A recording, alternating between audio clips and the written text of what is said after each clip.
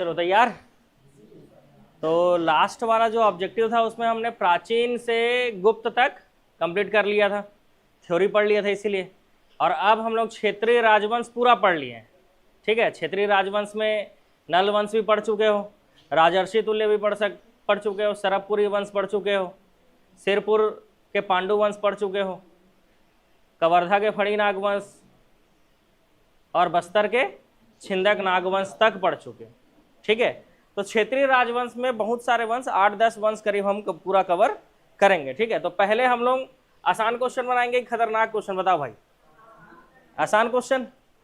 ठीक है, तो आप लोग जैसा बोलो, पहला आप बोल रहे हो कि हमको आसान क्वेश्चन बनाना है। ठीक है, चलो तो आसान बोल रहे हो कि खतरनाक? भाई खतरनाक क्वेश्चन बनाना है, चलो वही फाइल लगा हुआ है फिर तो। ठीक है, मेरे को पता है आप लोग खतरों खिलाड़ी हो। क्या हो भाई? खतरों खिलाड़ी। लेकिन आसान क्वेश्चन भी बनाएंगे। ठीक है, जिन लोग अभी शुरू तैयारी कर रहे हैं उन लोगों को भी डर नहीं लगना चाहिए ना भाई। ठीक है, चलो, निम्नलिखित में से किस स्थान से नल वंशीय शासकों के उत्कीर्ण लेख एवं सिक्के प्राप्त हुए हैं? प्राप्त नहीं हुए हैं। गुड, आज क्वेश्चन में ध्यान है मतलब। ठीक है, तो कहां से प्राप्त नहीं हुए हैं? उड़ीसा, जयपुर, पिपरदुला, अमरावती। जयपुर, अमरावती। पहले ही क्वेश्चन गया, पहले ही क्वेश्चन गया। चलो, तो पिपरदुला से प्राप्त नहीं हुए, उड़ीसा, जयपुर, अमरावती से प्राप्त हुए हैं। ठीक है, उड़ीसा, जयपुर, अमरावती से प्राप्त हुए हैं। चलो नेक्स्ट क्वेश्चन, ध्यान पूर्वक पढ़कर विचार करना है। पहले ही बोल दिया है। विलासतुंग नल वंश का सर्वाधिक प्रतापी शासक था। इसने राजीव लोचन मंदिर का निर्माण करवाया। यह मंदिर नागर शैली में निर्मित है। हाँ, जय माता दी के साथ जाना चाहोगे? ठीक है, जितने लोग भी डी बोल रहे हो गलत हो जाएगा, अब मामला गड़बड़ाएगा। हाँ, तो विलासतुंग नल वंश का सर्वाधिक प्रतापी शासक था। इसने राजीव लोचन मंदिर का निर्माण करवाया, लेकिन नागर शैली में नहीं है। तो कौन से शैली में? पंचायतन शैली में है। ये बढ़िया है भाई, ये बंधु आंसर बताया एकदम। ये नागर शैली में ना होकर कौन से शैली में है? तो याद रखना, राजीव लोचन मंदिर जो है वो पंचायतन शैली में है। कौन सा शैली में है? पंचायतन शैली में है। मजा आ गया? ठीक, मजा आ गया तो आगे बढ़ते हैं। नेक्स्ट क्वेश्चन, चलो, राजिम अभिलेख नल वंशी शासक विलासतुंग का है। इन्होंने 7वीं शताब्दी में राजीव लोचन मंदिर का निर्माण करवाया। ये भगवान विष्णु को समर्पित है। कलचुरी शासक रत्नदेव द्वितीय ने इसका जीर्णोद्धार करवाया था।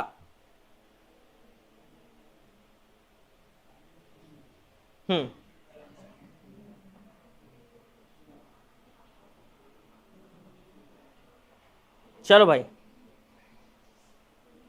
मामला गड़बड़ हो गया, खतरनाक हुआ क्वेश्चन। अच्छा, पहला सही है कि नहीं? चलो, पहला सही, भगवान विष्णु को समर्पित है। ठीक है,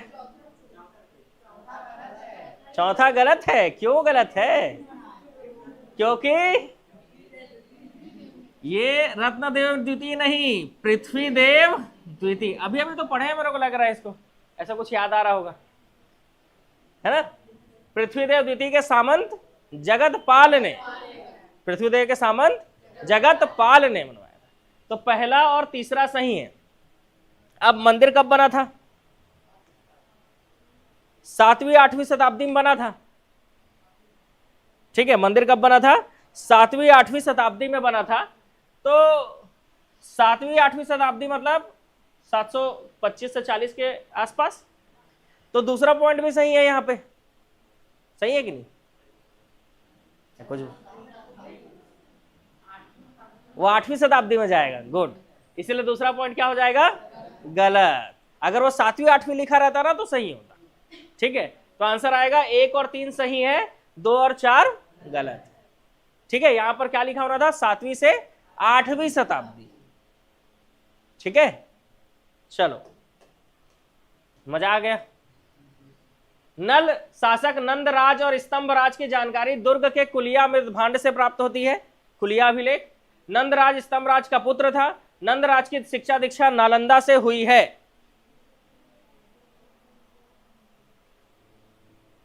चलो देख लेते हैं।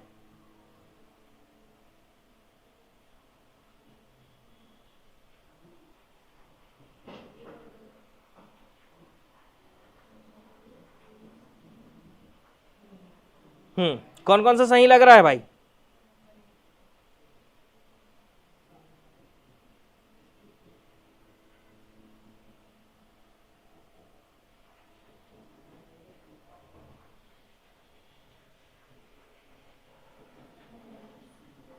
ऑप्शन ऑनलाइन वालों, मजा आ जाएगा, बता दो भाई। हाँ, ऑप्शन डी, नंदराज स्तंभराज का पुत्र था।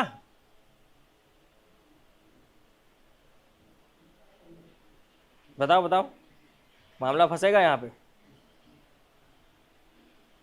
देखो, नलवंशी शासक नंदराज और स्तंभराज की जानकारी दुर्ग के कुलिया मृदभांड से पता चलती है ना। दूसरा, नंदराज की शिक्षा दीक्षा नालंदा से हुई थी, लेकिन नंदराज जो है वो स्तंभराज का पुत्र नहीं था, इसीलिए 1 और 3 सही है।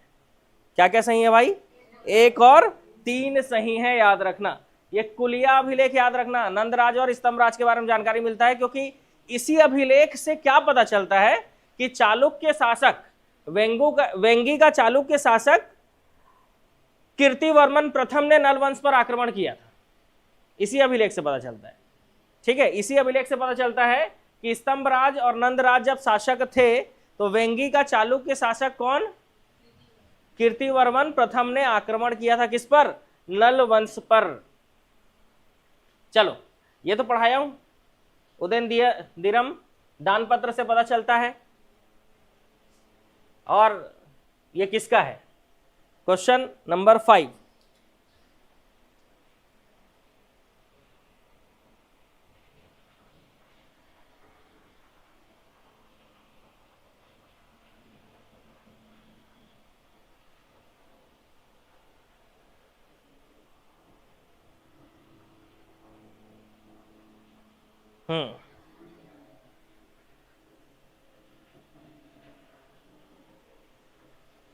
चौथा, अभी तक चौथे में ही है। चलो, तो उदयनदिरम दान पत्र से पता चलता है कि विलासतुंग के बाद पृथ्वी व्याघ्र जो है वो नलवंश शासक बनता है। पृथ्वी व्याघ्र, ठीक है, पृथ्वी व्याघ्र जो है वो नलवंशी शासक बनता है। ठीक है, लेकिन ये दान पत्र जो है, उदयनदिरम दान पत्र जो है, ये पृथ्वी व्याघ्र का है तो नहीं। ये दान पत्र, देखो, इस दान पत्र से पता चलता है कि विलासतुंग के बाद कौन शासक बना? पृथ्वी व्याघ्र। 15 शासक याद करवाया था। चलो बोलो, नलवंश का पहला शासक शिशुक, दूसरा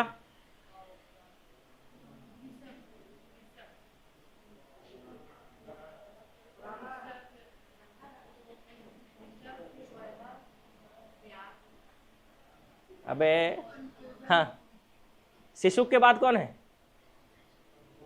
व्याघ्रराज है, उसके बाद वृषभराज है, फिर वराहराज, फिर भवदत्त वर्मा, अर्थपति भट्टारक, स्कंद वर्मा, उसके बाद के इतनी पता।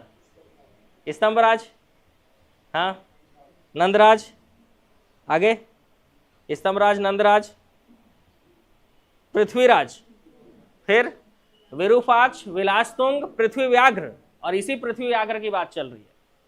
याद रखना, उदयनदिरम जो दान पत्र है वो पृथ्वी व्याघ्र का नहीं है। तो ये किसका है? तो ये पल्लव शासक का है। नीचे साउथ में पल्लव शासक थे, कांची के पल्लव। कांचीपुरम में किस वंश का शासन था? पल्लव। और पल्लव शासक नंदीवर्धन का ताम्रपत्र है ये। और उस ताम्रपत्र से पता चलता है कि पृथ्वी व्याघ्र विलासतुंग के बाद क्या बनता है? शासक बनता है। तो कथन 1 सही है, कथन 2 गलत है। आप ही लोग तो उड़ता हुआ तीर लिए हो भाई आज, मैं तो बढ़िया आसान क्वेश्चन लेके आया था वैसे। चलो, स्कंदवर्मन अर्थपति के अपेक्षा अधिक योग्य शासक था। इसने वाकाटक शासक देवसेन को पराजित किया। अगला क्वेश्चन अभी अर्थपति भट्टारक और स्कंदवर्मन के बारे में। तो देखो, अर्थपति भट्टारक हारा था कि नहीं, और उसके बाद स्कंदवर्मन जाके देवसेन को हरा दिया था। तो सीधी सी बात है, स्कंदवर्मन ज्यादा योग्य शासक होगा, क्योंकि इसने नंदीवर्धन पर आक्रमण करने का फिर से क्या किया, हिम्मत किया। और ये किसको हराता है, वाकाटक शासक देवसेन को हराता है। तो पहले भवदत्त वर्मा जाता है आक्रमण करने, फिर उधर से अर्थपति भट्टारक पर आक्रमण होता है, फिर इधर से स्कंदवर्मा जाता है ना। ठीक है, तो इस हिसाब से आंसर क्या होगा, 1 और 2 दोनों ही सही हैं। चलो, नलवंशी शासक स्कंदवर्मन ने पोड़ागढ़ अभिलेख में एक विष्णु मंदिर, अच्छा अभिलेख नहीं है, पोड़ागढ़ में एक विष्णु मंदिर बनवाया। पोड़ागढ़ शिलालेख के अनुसार छत्तीसगढ़ में सबसे बड़ा साम्राज्य इसी राजा का था। पोड़ागढ़ शिलालेख स्कंदवर्मन का है।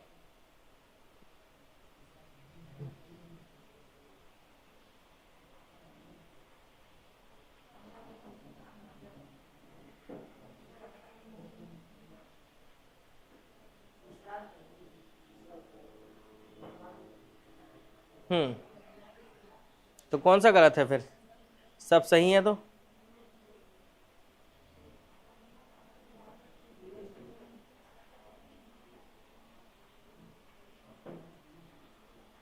बताओ भाई।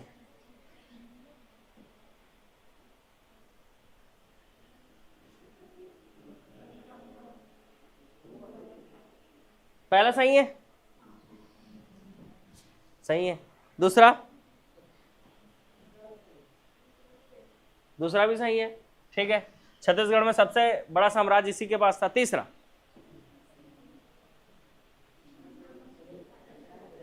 सही है, जल्दी बताओ। हाँ भाई, ऑनलाइन वालों,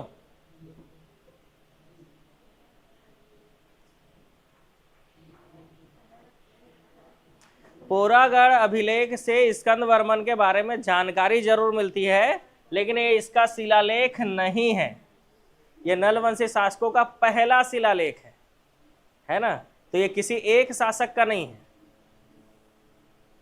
ठीक है, ये किसी एक शासक का नहीं है। ठीक है, तो इसलिए इसका आंसर क्या हो जाएगा, तो इसका आंसर हो जाएगा ऑप्शन ए। 1 और 2 दोनों सही। अच्छा, ये लिखा होता कि पोड़ागढ़ शिलालेख से स्कंदवर्मन के बारे में जानकारी मिलती है तो सही हो जाता।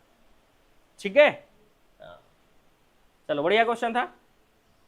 पृथ्वीराज विरूपाक्ष का पिता था। विरूपाक्ष विलासतुंग का पिता था।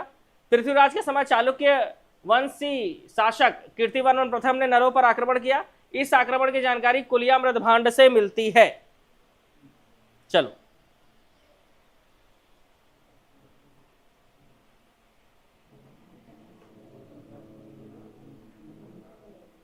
जल्दी जल्दी।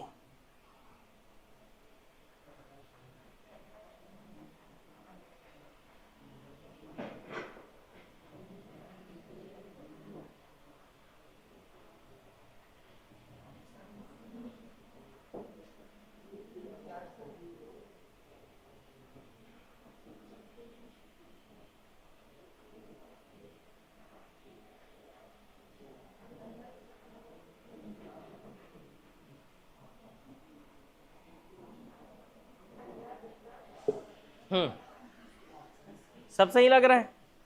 देखो, पहला सही है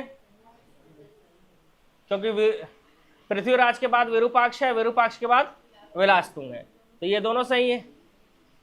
तीसरा, पृथ्वीराज के समय चालुक्य वंशी शासक कीर्तिवर्मन प्रथम ने नलों पर आक्रमण किया था।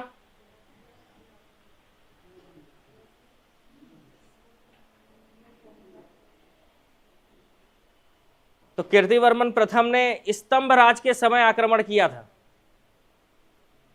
स्तंभ राज के बाद नंद राज है और उसके बाद पृथ्वीराज है।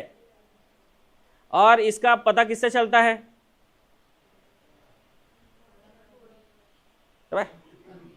कुलिया से पता चलता है। ठीक है, तो यहां पर 1, 2 और 4 सही है, और 3 जो है वो गलत है। ठीक है, 1, 2 और 4 सही है, 3 गलत है। इसका आंसर आएगा ऑप्शन डी। ठीक है, आंसर क्या जाएगा? Option D. ठीक है, याद रखना। कुलिया अभिलेख से पता चलता है कि पृथ्वीराज के समय नहीं, स्तंभ राज के समय आक्रमण हुआ था। उसके बाद नंद राज के समय भी हुआ था।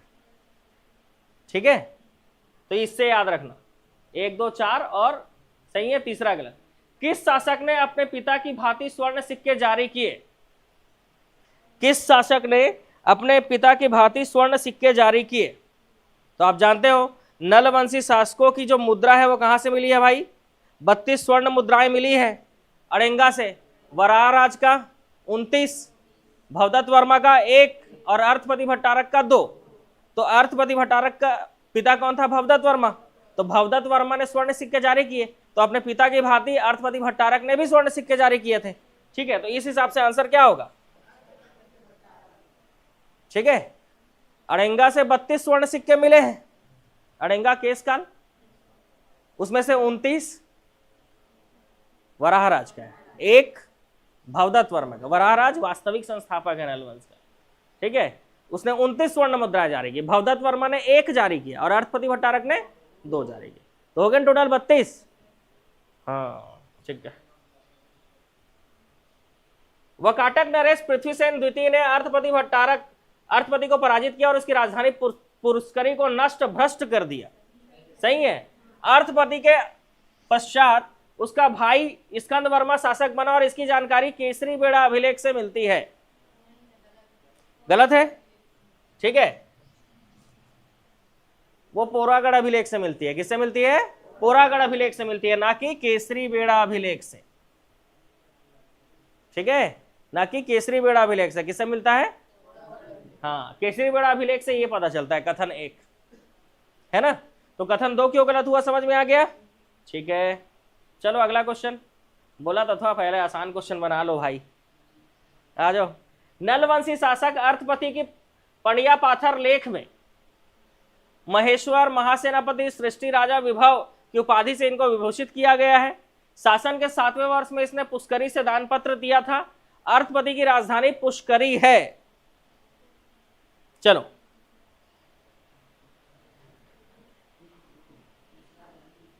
तीसरा सही है, वेरी गुड, तीसरा बिल्कुल सही है।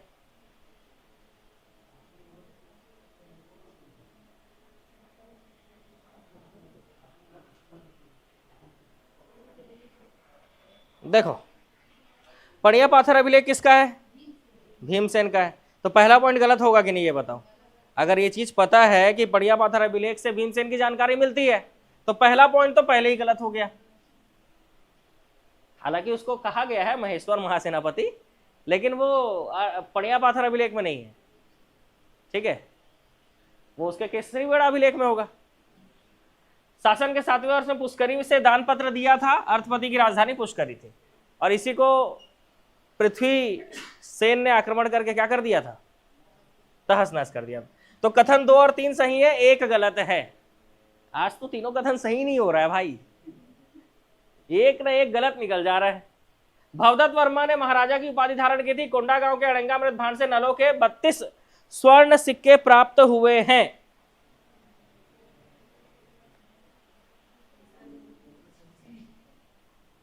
इस बार भी आंसर सी है, ऑप्शन डी नहीं आया बस। ठीक है, चलो नेक्स्ट। नल शासक भवदत्त वर्मा ने वकाटक नरेंद्र सेन को पराजित किया था। भवदत्त वर्मा नरेंद्र सेन का करद राजा था, मतलब उसके अधीन था। क्या अधीन था? उसके नहीं था। ठीक है, अधीन रहता तो उसके ऊपर जाके आक्रमण कैसे करता? वकाटकों पर विजय अभियान में भवदत्त वर्मा के साथ उसका पुत्र अर्थपति भी साथ गया था। भवदत्त वर्मा ने गुप्तों की राजधानी प्रयाग से दान पत्र जारी किया था। अब 2 पॉइंट और है आपके सामने, अब बताओ आंसर।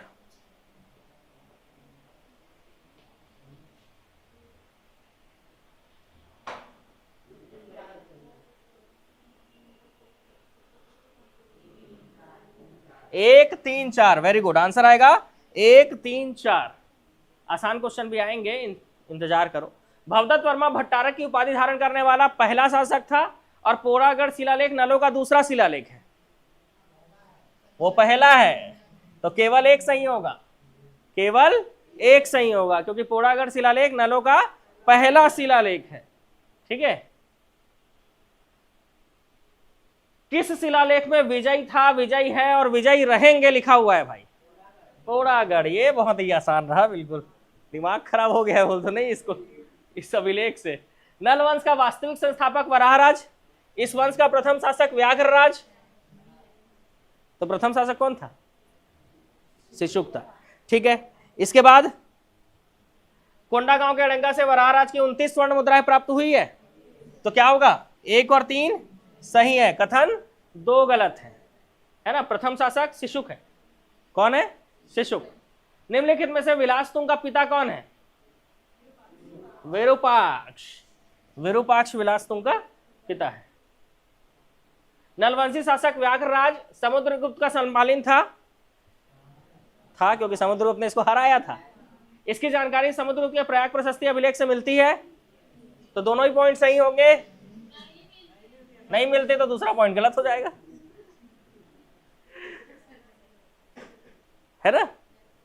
क्योंकि इसकी जानकारी किससे मिलती है? प्रयाग प्रशस्ति अभिलेख से मिलती है कि नहीं, ये बताओ। मिलती है कि नहीं? तो दूसरा पॉइंट गलत। आंसर क्या आएगा? कथन 1 सही है और कथन 2 गलत है। चलो नेक्स्ट क्वेश्चन।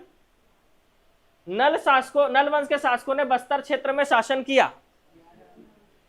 छत्तीसगढ़ में इनकी राजधानी पुष्करी थी। नल वंश को छत्तीसगढ़ का सबसे प्राचीन वंश कहा जाता है। अभी मामला फंसेगा, बहुत जोरदार।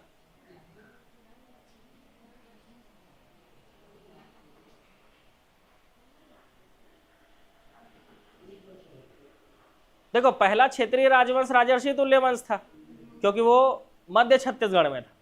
लेकिन उससे पहले भी नल वंश जो है, आप लोग इतिहास पढ़े होंगे, नल वंश को आप देखना, उससे पहले नल वंश जो था वो बस्तर के क्षेत्र में था। ठीक है, तो अब एग्जाम में क्वेश्चन आया तो बहुत सारे लोग क्या कर दिए, इसको गलत कर दिए, बताए। जबकि ये सोचोगे तो नल वंश सबसे प्राचीन वंश आएगा, क्योंकि बस्तर हमारा हिस्सा नहीं है क्या भाई, है ना।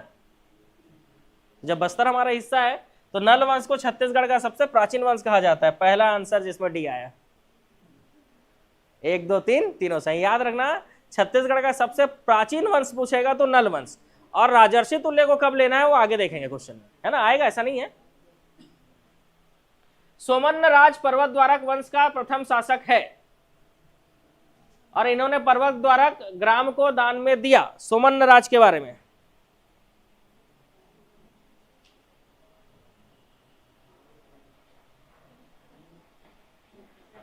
पर्वत द्वारक वंश बताओ भाई। दोनों सही है।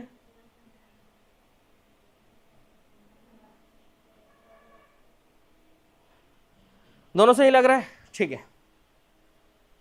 चलो, पहला यही रहेगा कि सोमन्न राज पर्वत द्वारक वंश का पहला शासक था। दूसरा गलत, क्योंकि इसने पर्वत द्वारक गांव को दान में नहीं दिया था, इसने देवभोग गांव को दान में दिया था। लिखवाया हूं, पूरा थ्योरी पढ़ा चुका हूं और वहां बताया था कि इसने देवभोग गांव को दान में दिया था। देख लो, नोट्स देख लो भाई, केवल एक सही है। लिखे हो, देखो, देवभोग क्षेत्र को दान में दिया था इसने। ठीक है, चलो आगे बढ़ेंगे। 20 क्वेश्चन हो गया ना।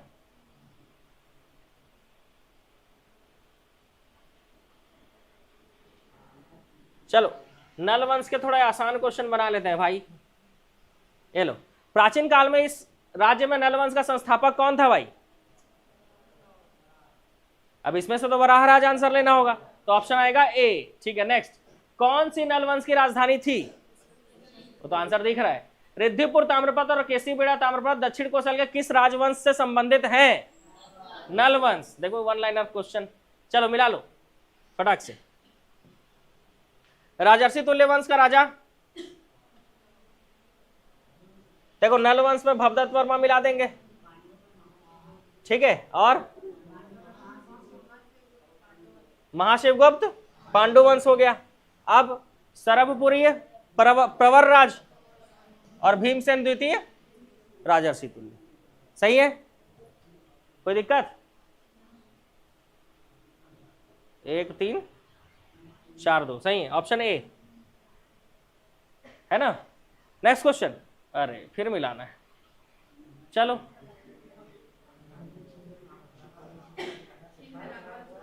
कन्हरदेव, छिंदक नागवंश, स्कंदवर्मन, नलवंश, दुर्गराज, सरबपुरी वंश कि पांडु वंश। दुर्गराज किसमें था और हर्षगुप्त सरबपुरी वंश में था। देखो भाई अभी मजा आ जाएगा। दुर्गराज सरबपुरी वंश सही है, हर्षगुप्त पांडु वंश सही है। हाँ हाँ हाँ, तो ठीक तो है पांडु वंश। शिवगुप्त, महाशिवगुप्त बालार्जुन का पिता था ना ये। ठीक है। देखो ठीक है। दुर्गराज जिसको मानमात्र भी कहते हैं, बताया था मैं। राजीव लोचन मंदिर का निर्माता विलास तुंग इस राज्य के किस प्राचीन राजवंश से संबंधित था, तो नल वंश। नेक्स्ट क्वेश्चन, निम्न में से कौन सा ऐतिहासिक साक्ष्य छत्तीसगढ़ के प्राचीन इतिहास का महत्वपूर्ण स्रोत है। कौन सा अभिलेख छत्तीसगढ़ के प्राचीन राजवंश का महत्वपूर्ण स्रोत है, बताओ भाई। राजिम अभिलेख, ठीक है। ऑप्शन क्या आ जाएगा, बी आ जाएगा। चलो नेक्स्ट, राजीव लोचन मंदिर राजिम के संबंध में कौन सा कथन सही है। इसका निर्माण 12वीं शताब्दी में हुआ था, इसे नलवंशी शासक ने बनाया था, ये पंचायतन शैली में है, और इसमें भगवान रामचंद्र की मूर्ति है। तो आंसर क्या आएगा, 2 और 4 सही है। नेक्स्ट, नलवंशी शासकों की स्वर्ण मुद्राएं कहां से मिली हैं, अड़ेंगा केशकाल। चलो अब तो वकाटक आ गया, एक ही क्वेश्चन है, बना लेते हैं। सातवाहन वंश की शक्ति क्षीण होने के बाद वकाटक वंश ने अपना राज्य स्थापित किया था। वकाटक वंश का पहला शासक प्रवर सेन प्रथम था। विंध्य शक्ति प्रवर सेन का पुत्र था।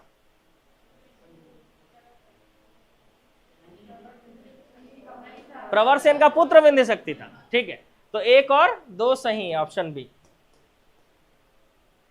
इसके बाद ये राजर्षि तुल्य आ जाएगा। बना लेते हैं पहले आसान राजर्षि तुल्य को, उसके बाद उधर टफ में जाएंगे, क्या बोलते हो, बनाओगे पहले। चलो, तो राजवंशों ने प्राचीन काल में कौन कौन से राजवंशों ने शासन किया। क्रम से जमाना है, कैसे जमाना है भाई, क्रम से जमाना है। तो क्रम से जमाने के लिए डेट याद रहना जरूरी है। राजर्षि तुल्य वंश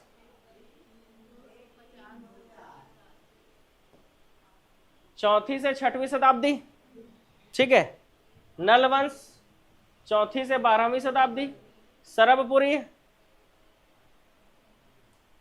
5वीं 6वीं, और चक्रकोट का नागवंश, देखो 2 जगह के नागवंश थे, एक कवर्धा और एक चक्रवट मतलब बस्तर।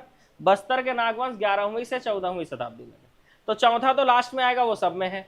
और तीसरा जो है, सॉरी उसके बाद दूसरा आएगा, ठीक है, क्योंकि इसके पहले ये आएगा सरबपुरी, तो चौथा के पहले दूसरा आएगा। इस हिसाब से आंसर क्या लेना होगा, ठीक है। राजर्षि तुल्य, उसके बाद नल, उसके बाद सरबपुरी, फिर चक्रकोट का नागवंश। मतलब इसमें जमा के देखना पड़ेगा। देखो चौथा तो सब में रहेगा, लेकिन उससे पहले कौन सा रहेगा, तो सरबपुरी रहेगा, क्योंकि इन दोनों में देखो दोनों 4वीं शताब्दी में स्टार्ट हुए हैं, तो कौन पहले आएगा कंफ्यूजन रहेगा उसमें, ठीक है। लेकिन आंसर कैसे मैच करेंगे, समझ में आया, ठीक है।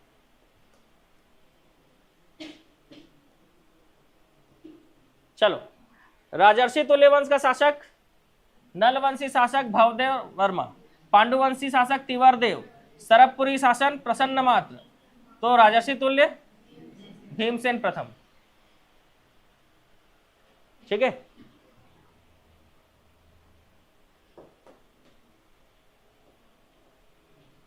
किस काल में छत्तीसगढ़ क्षेत्र में राजर्षि तुल्य वंश का शासन था। 4वीं से 6वीं शताब्दी, ठीक है। नेक्स्ट मिला दो, महाशिवगुप्त बालार्जुन पांडु वंश, भीमसेन भवदत्त वर्मा प्रसन्न मात्र, किस वंश की स्थापना सूर ने की थी? सूरा, राजर्षि तुल्य है ना। सूरा दैत्य विभीषण, नहीं याद किया? रायपुर जिले के से प्राप्त राजा भीमसेन के आरंग ताम्रपत्र में किन राजाओं का उल्लेख है? सूरा दैत्य विभीषण, और उसके बाद भीम दैत्य भीमसेन द्वितीय। सूरा दैत्य विभीषण, भीम दैत्य भीमसेन द्वितीय, ऐसी तो याद रखना है ना। यहाँ भीमसेन प्रथम है, दैत्य द्वितीय है, भीमसेन द्वितीय। राजर्षि तुल्य वंश का अंतिम शासक भीमसेन द्वितीय, भीमसेन द्वितीय। नेक्स्ट, इस राज्य में प्राचीन काल में निम्नलिखित में से कौन सा राजवंश सबसे पहले था? तो अब सबसे पहले पूछा है राजर्षि तुल्य वंश। क्वेश्चन समझना कि किस तरह से आंसर लेना होगा, अब वो क्वेश्चन के माध्यम से ही समझना। अगर पूछेगा निम्नलिखित में से कौन सा राजवंश सबसे पहले था, तो राजर्षि तुल्य वंश। इनकी जानकारी कहां से मिलती है? भीमसेन द्वितीय के आरंग ताम्रपत्र से मिलती है। इसकी जानकारी कहां से मिलती है? भीमसेन द्वितीय के आरंग ताम्रपत्र से। राजर्षि तुल्य वंश के संस्थापक कौन थे? सूर या सुरा? कौन सा राजर्षि तुल्य वंश की राजधानी थी? आरंग कि सिरपुर? बताओ, राजर्षि तुल्य वंश की राजधानी आरंग। देख के बताओगे भाई आंसर, हाँ आरंग। नेक्स्ट, सरबपुरी वंश आ गया। अब खतरनाक क्वेश्चन पहले निपटा लेते हैं, आओ मिले। चलो, राजा तुष्टिकर द्वारा तार भ्रमक से पर्वत द्वारक नामक ग्राम दान में दिया गया था। इसकी राजधानी पर्वत द्वारक थी। 13 सिंगा ताम्रपत्र राजा तुष्टिकर का है।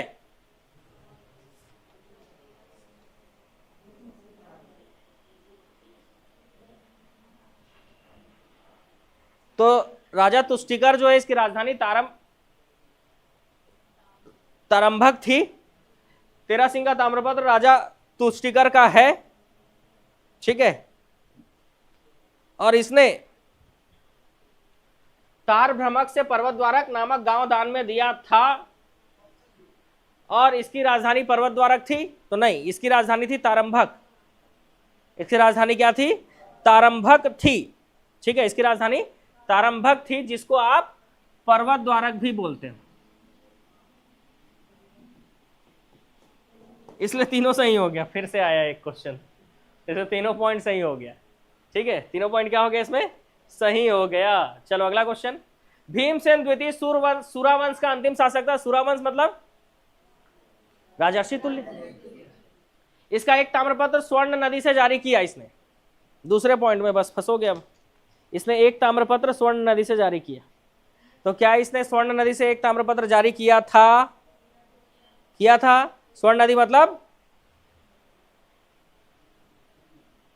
सोन नदी। तो आरंग ताम्रपत्र को इसने वहीं से जारी किया था। तो इसलिए दोनों ही पॉइंट क्या हो जाएंगे? सही है। कथन 1 और 2 दोनों ही सही हैं। छत्तीसगढ़ में पर्वत द्वारक वंश ने 5वीं शताब्दी के आसपास शासन किया। इस वंश के लोग कौतुम्भेश्वरी देवी के उपासक थे और 13 सिंगा ताम्रपत्र से पता चलता है। क्या बोलते हो? जय माता दी। तीनों सही है, ठीक है। 1, 2 और 3 तीनों सही है, ठीक है। चलो आगे बढ़ेंगे। सूरावंश की जानकारी इपिग्राफिका इंडिका ताम्रपत्र से मिलती है। इस जानकारी के शासक, इस वंश के शासक गुप्त के अधीनता स्वीकार नहीं किए थे। सही विकल्प को चुनना है।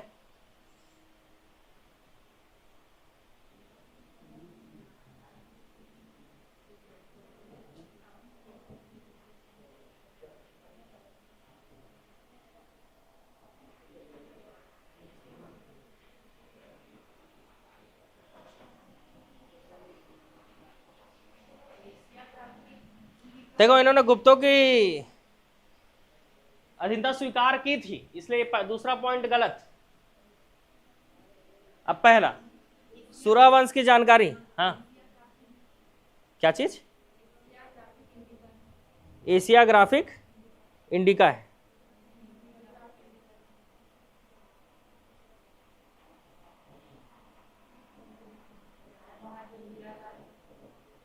चलो, एपिग्राफिका, ये उसको वही बोलते हैं, ठीक है।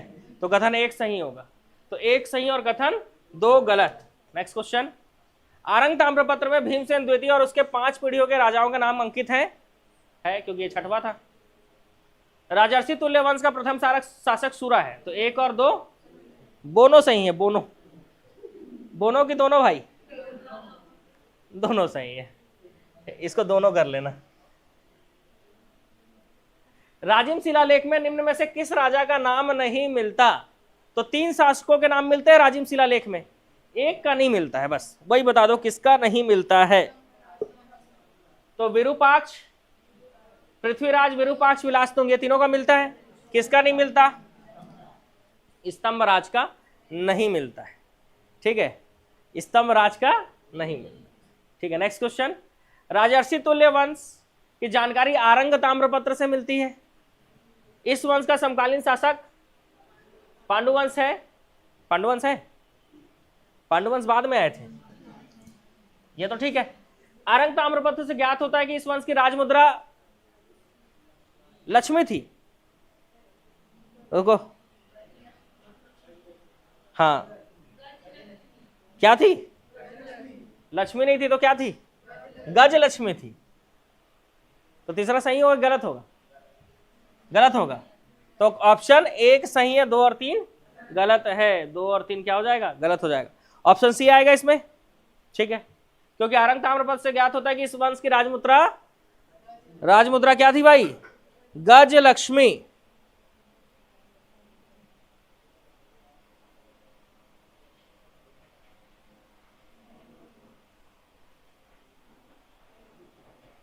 कहीं गलत हुआ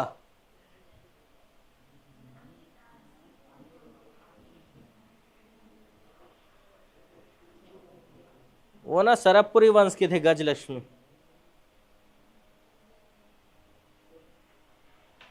जो गजलक्ष्मी इतना कॉन्फिडेंस से बोल रहे हो ना, वो सरबपुरी वंश का था। हाँ है,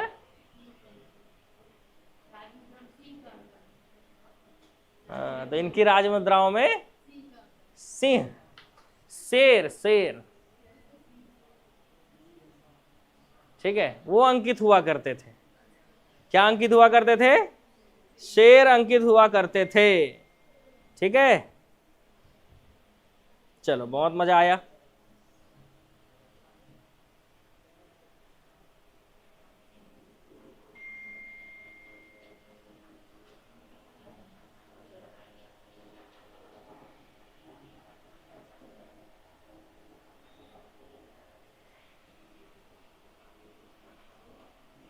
ठीक है,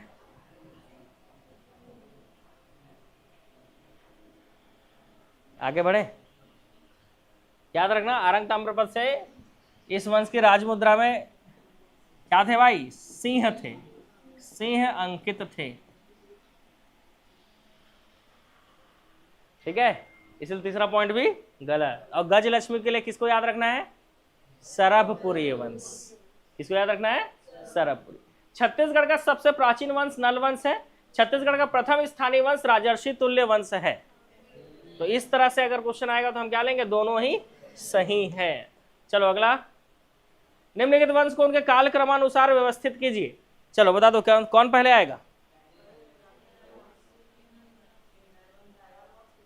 देखो, शैल वंश पहले आएगा कि पांडु वंश पहले आएगा, ये बताओ।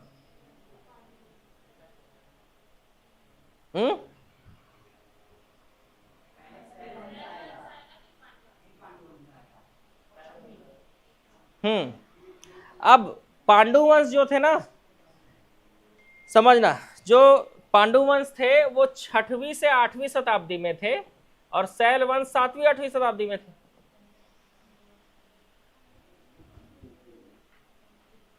तो मेरे ख्याल से 3 के बाद 4 आना चाहिए, है ना? 3 के बाद 4 आना चाहिए। आप लोग बताओ 3 के बाद 4 आएगा कि नहीं? पांडु पहले आएंगे ना 6 में, और शैल वंश 7 में थे।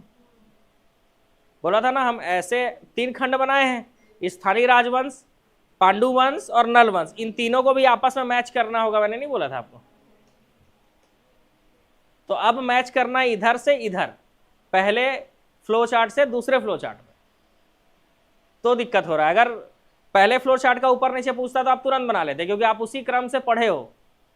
लेकिन पहला और दूसरे में पूछे या पहला और तीसरे में पूछे या दूसरे और तीसरे में पूछे, तब आपको अब वो फ्लो चार्ट देखकर ही समझना होगा जो कॉपी में लिखे हो आप लोग। ठीक है, तो याद रखना है तीसरा और चौथा। तो इस हिसाब से क्या आंसर लोगे भाई? A B C D, option A. कितने लोग ऑप्शन ए बी वाले हो भाई?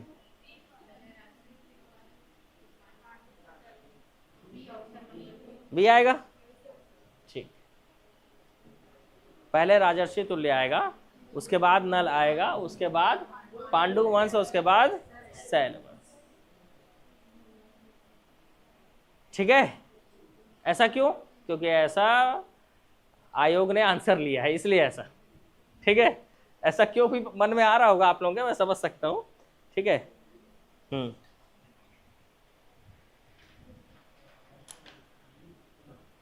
चलो यहाँ पे जो आंसर दिया है उस पर नहीं जाना है आपको, आप लोगों को पता रहता है। तो खतरनाक क्वेश्चन में सरबपुरी पहले करेंगे कि उधर पहले करेंगे? मतलब पहले सरबपुरी वंश का आसान क्वेश्चन करेंगे कि खतरनाक क्वेश्चन करेंगे, ये पूछ रहा हूँ भाई। एकदम से सन्न पड़ जाते हो, बिल्कुल भांग वांग खा के आगे हो जैसे। पहले ही क्वेश्चन बस आसान है, क्योंकि मतलब ये पहला ही क्वेश्चन आसान है, इसके बाद कूट वाले क्वेश्चन है लाइन से बिल्कुल। तो आसान वाले करोगे टफ वाले करोगे? आसान वाले करोगे, ठीक है। चलो पहले हम लोग आसान वाले क्वेश्चन को करते हैं, ठीक है, सरबपुरी वंश का। आ जाओ भाई, तो यहाँ से थोड़ा सा नॉलेज ले लेंगे और उसके बाद हम लोग टफ क्वेश्चन बनाने चलेंगे, क्योंकि पढ़ के तो हम वैसे भी नहीं आए हैं। कितने लोग पढ़ के आए हो? नहीं पढ़ के आए? चलो, नलवंशी शासक भवदत्त वर्मा, सरबपुरी वंश के शासक प्रसन्नमात्र,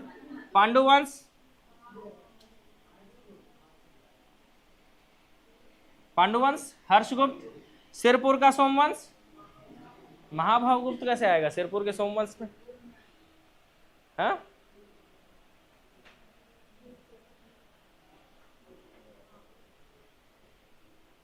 मामला गड़बड़ हो गया।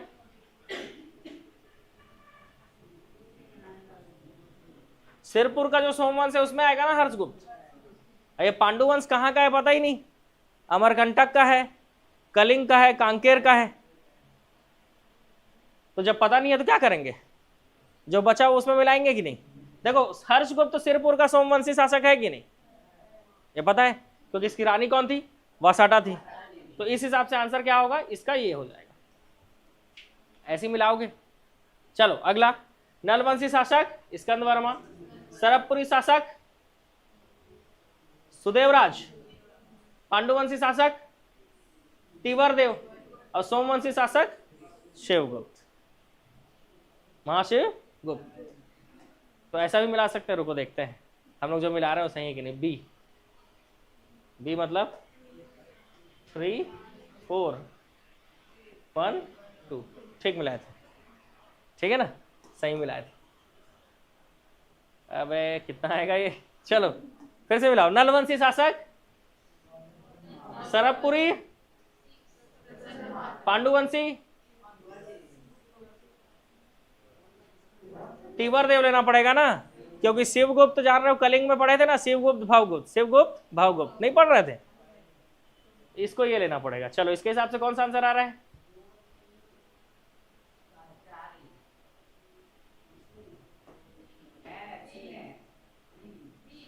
बी में आ रहा है ना, हाँ बी सी डी ए, ठीक है।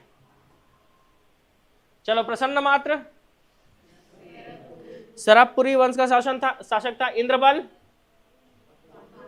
बहारेंद्र साय, भीमसेन द्वितीय, ये तो आसान है।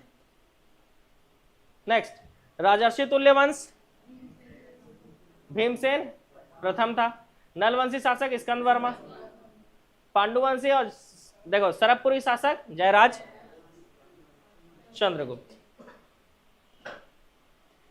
हर्षवर्धन, प्रवरराज, प्रवरराज जो है वो सरबपुरी वंश का शासक था, विलासतुंग नल वंश का शासक था, और भीमसेन राजर्षि थे। तो सीधी सी बात है, हर्षवर्धन मतलब हर्षगुप्त को बोल रहा होगा। ठीक है, हाँ भाई, अब अच्छा क्वेश्चन है।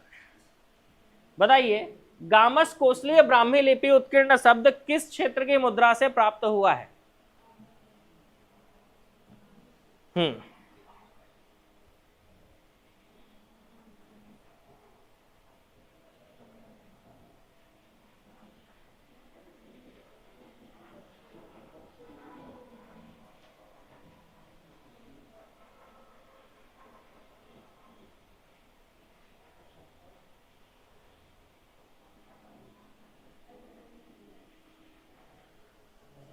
ए, वेरी गुड आंसर। ये लोग ए बता रहे हैं, मल्हार से प्राप्त हुआ है। मल्लार या मल्हार से प्राप्त हुआ है। गामस कोसली ब्राह्मी लिपि उत्कीर्ण शब्द किस क्षेत्र की मुद्रा से? मल्हार से प्राप्त हुआ है। याद रखना, ये दूसरी है ना, सेकंड या तीसरी शताब्दी का है, दूसरी या तीसरी शताब्दी का है। ठीक है, नेक्स्ट क्वेश्चन। अभी अभी पढ़े हो यार, फिर भी जल्दी जल्दी आंसर नहीं दे पा रहे हो। सोचो नहीं पढ़े रहते तो आंसर कैसे देते, है ना? जबकि फास्ट ट्रैक आंसर देना चाहिए, ऐसे में तो हम लोग स्थानीय राजवंश कंप्लीट ही नहीं कर पाएंगे आज। चलो, सरबपुरी वंश के शासक जसराज की मुद्राओं में, जयराज की मुद्राओं में कौन सा चिन्ह अंकित है? तो आपको पता है कि सरबपुरी वंश के मुद्राओं में कौन सा अंक अंकित रहता था भाई? गजलक्ष्मी। कौन सा? गजलक्ष्मी। अभी पढ़े इसके बारे में। नेक्स्ट क्वेश्चन, सरबपुरी राजवंश की राजमुद्रा में कौन सा चिन्ह मिलता है? तो गजलक्ष्मी। नेक्स्ट, ताला के प्राचीन मंदिर का नाम क्या है? देवरानी जेठानी मंदिर। आंसर आएगा ऑप्शन ए, देवरानी जेठानी मंदिर। नेक्स्ट, मनियारी नदी के तट पर चर्चित पर्यटन स्थल जहां से रुद्रसेव की प्रतिमा मिली है? तालागांव। आंसर आएगा ऑप्शन सी, तालागांव। 5वीं 6वीं शताब्दी में निर्मित देवरानी जेठानी मंदिर कहाँ है? तालागांव में। देवरानी जेठानी मंदिर किस भगवान को समर्पित है? भगवान शिव को समर्पित है। ठीक है। छत्तीसगढ़ का सबसे पुराना मंदिर? देवरानी जेठानी मंदिर। छत्तीसगढ़ का सबसे पुराना मंदिर कौन सा है? देवरानी जेठानी मंदिर। तो आंसर आएगा ऑप्शन डी। ठीक है भाई, आगे बढ़ेंगे। तालागांव के संबंध में कौन सा कथन सही है? यह मनियारी नदी के तट पर है, देवरानी जेठानी का मंदिर है, रुद्र शिव की प्रतिमा है। तो क्या आएगा आंसर? उपरोक्त सभी सही, उपरोक्त सभी सही है। चलो आगे बढ़े। पातालेश्वर महादेव मंदिर कहाँ है? पातालेश्वर शिव मंदिर कहाँ है भाई? मल्हार में। और क्या है मल्हार में? डिंडेश्वरी क्या है? डिंडनेश्वरी, डिंडेश्वरी नहीं, डिंडनेश्वरी, डिंडनेश्वरी माता का मंदिर है। तो जोर से बोलो। खाए वाए नहीं हो लग रहा कुछ? फास्ट है क्या? नहीं है?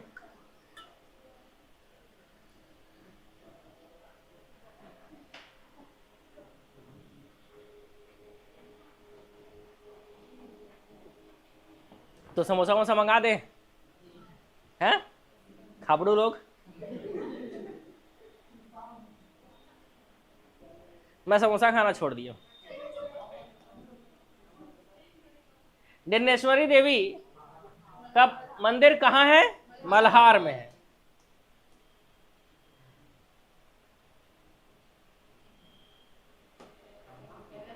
पुरातात्विक सामग्रियों का विशाल भंडार है। अरपा, लीलागर और शिवनाथ नदियों के से घिरा हुआ है मल्हार।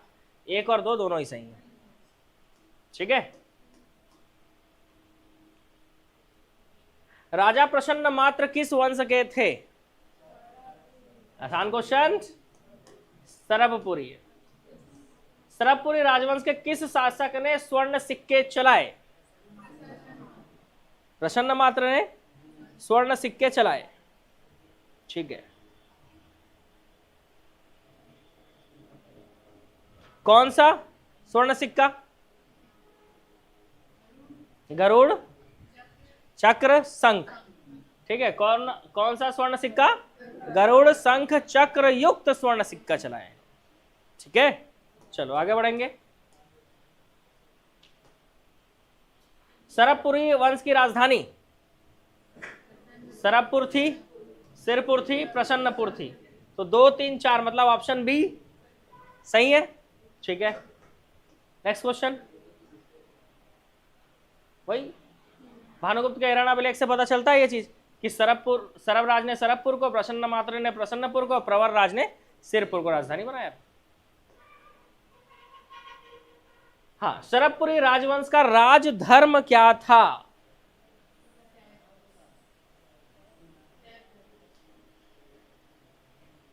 स से सरबपुरी, स से सैब। देखो ऑनलाइन वाले तो बी बोल रहे हैं भाई, और मैं ऑनलाइन वालों के साथ जाना चाहूंगा।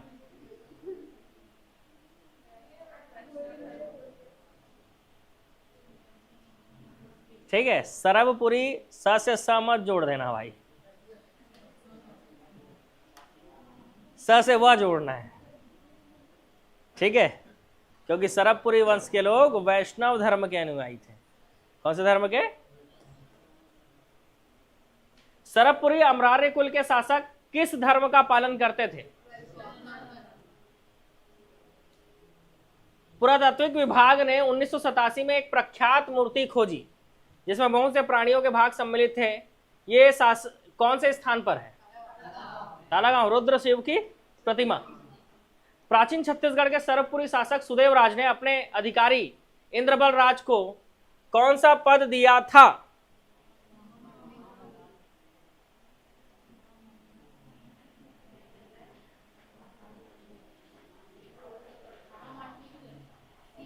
ऑनलाइन वालों आमंत्रित हैं आपके आंसर।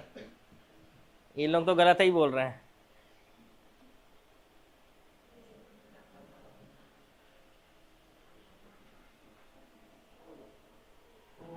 ऑनलाइन वाले भी सी बोल रहे हैं भाई। तो कौन सा दिया था? पक्का? इतने श्योर होके बोल रहे हो तो मेरे को चेक करना पड़ जाएगा लग रहा है, और कहीं तो गलत हुआ।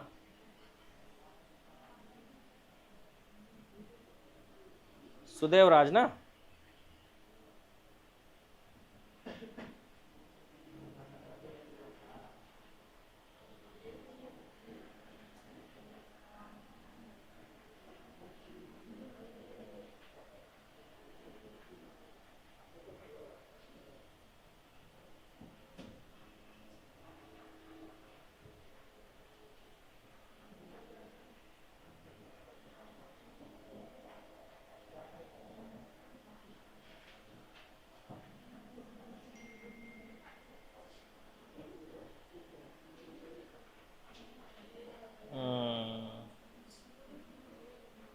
ऑप्शन बी सही है, सर्वाधिकारी कृत या सर्वाधिकारी कर्ता। वही तो मैं बोलूं, इतने लोग ऑप्शन सी बोल रहे हो तो एक बार तो चेक करना बनता है। पर मेरे को याद था भाई। फिर मैं सोचा चलो आप लोगों के ऊपर भरोसा कर लेते हैं, पर आप लोग भरोसे के लायक नहीं हो भाई, गलत ही आंसर बोलते हो बताएं जब देखो। और ऐसे में टाइम वेस्ट होता है। सही सही आंसर बताओगे तो आज क्षेत्रीय राजवंश के 200 क्वेश्चन बना लेंगे, और नहीं बताओगे तो फिर कल फिर इसी में आगे बढ़ना पड़ेगा। सरबपुरी ताम्रपत्रों पर क्या नहीं होता था? क्या नहीं होते थे? तिथि होते थे, बताओ। नहीं होते थे ना?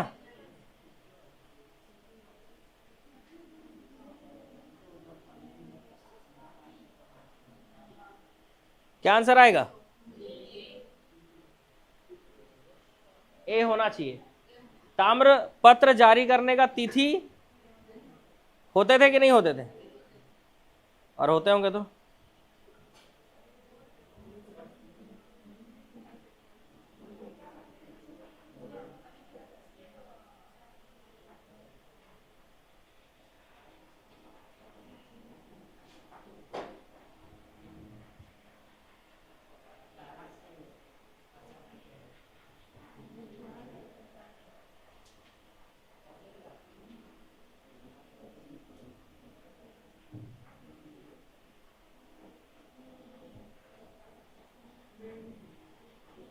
कौन सा गलत है भाई? पक्का?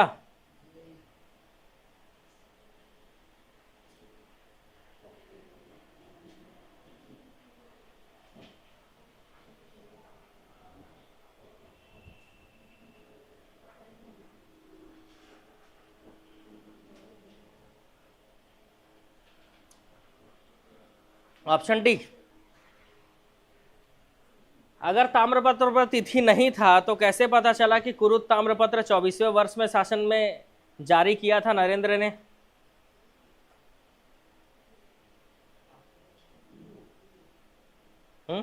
और पिपरदुला ताम्रपत्र को तीसरे वर्ष में जारी किया था। हाँ, रावा ताम्रपत्र जो था वो तिथि विहीन था। ठीक है, तो इस हिसाब से ये वाला आंसर सही है। क्या नहीं होता था? तो ताम्रपत्र पर चित्र नहीं होता था। ठीक है, चलो आगे बढ़ेंगे।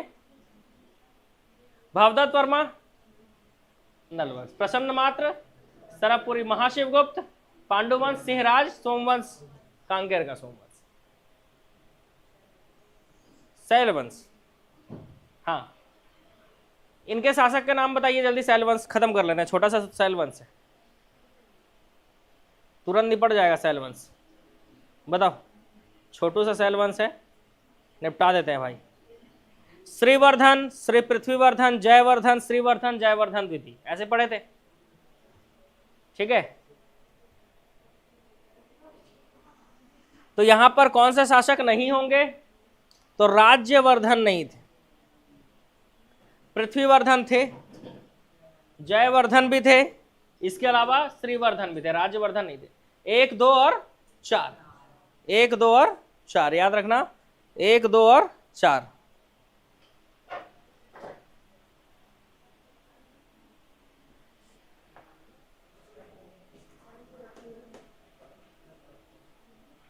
है ना, श्रीवर्धन से पृथ्वीवर्धन, जयवर्धन, जयवर्धन द्वितीय। अब तो खतरा क्वेश्चन पहले बनाना पड़ेगा, क्योंकि सिरपुर के पांडु वंश पढ़ने से पहले हमको पढ़ना होगा क्या? सरबपुरी वंश के खतरनाक प्रश्न। तो हम तैयार हैं? तैयार हैं, बहुत बढ़िया। आओ मैदान में आओ। ठीक है,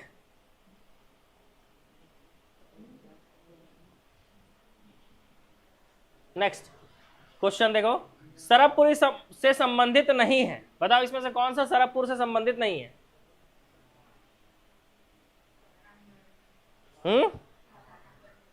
सारंगढ़ संबंधित नहीं है, तो उसका ताम्रपत्र जी, पिपरदुला ताम्रपत्र सारंगढ़ नरेंद्र सेन का, तो ये तो है, ये भी है, ये भी है। आरंग संबंधित नहीं है। कौन सा संबंधित नहीं होगा? आरंग संबंधित नहीं होगा, ऑप्शन डी। चलो अगला क्वेश्चन, 5 पॉइंट है, मजा आ जाएगी। सुदेवराज ने अपने शासनकाल में 2 राजधानियां स्थापित की, तो बताओ सुदेवराज ने 2 राजधानी स्थापित किया था कि नहीं किया था? ठीक है, किया था, क्योंकि इसने सिरपुर को दूसरा राजधानी बनाया था। पहली राजधानी सरबपुर और दूसरी राजधानी सिरपुर। सुदेवराज के शासनकाल में पांडुवंशी शासक इंद्रबल मुख्य पद पर नियुक्त था। सुदेवराज ने शासनकाल में इसने ठाकुर दिया नामक स्थान पर महामाया मंदिर का निर्माण करवाया? नहीं। ये मंदिर महानदी के तट पर है, तो जब निर्माण ही नहीं करवाया तो मंदिर तट पर कैसे मिलेगा? निर्माण करवाया होता तब तो मिलता ना। ठीक है, तो चौथा और पांचवा क्या हो जाएगा? गलत हो जाएगा। तो आंसर कौन सा सही होगा? 1, 2, 3। तो इसके हिसाब से आएगा ऑप्शन सी। पहला खतरा टल गया। अब अगले खतरनाक क्वेश्चन पर आते हैं हम। प्रवर राज ने सिरपुर को अपनी राजधानी बनाई थी। सुदेवराज पर भीमसेन द्वितीय ने आक्रमण किया, तब प्रवर राज प्रथम सिरपुर का गवर्नर था। प्रवर राज प्रथम का सिरपुर का शासन दीर्घकालीन रहा। तीनों पॉइंट सोच लीजिए।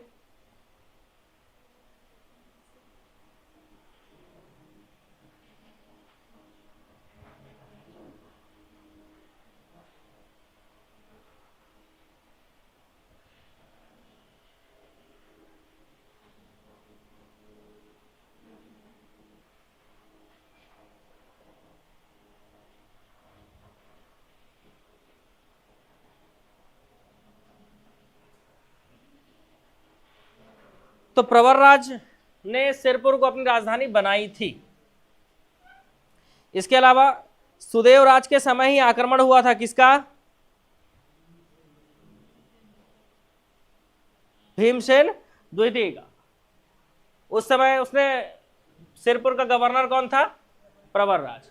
और प्रवरराज प्रथम का सिरपुर का शासन दीर्घकालीन रहा, तो बहुत ज्यादा लंबे समय तक इसने शासन नहीं किया है, 10 साल के आसपास ही किया है। तो 1 और 2 सही हैं। चलो एक खतरा और टल गया। अगला क्वेश्चन, प्रसन्न मात्र ने किस नदी के किनारे प्रसन्नपुर नामक नगर का निर्माण किया? हाँ, ये क्वेश्चन तो आराम से बना लोगे। और लीलागर नदी को उस समय क्या कहा जाता था? नीडिला नदी। क्या कहा जाता था? नीडिला नदी कहा जाता था।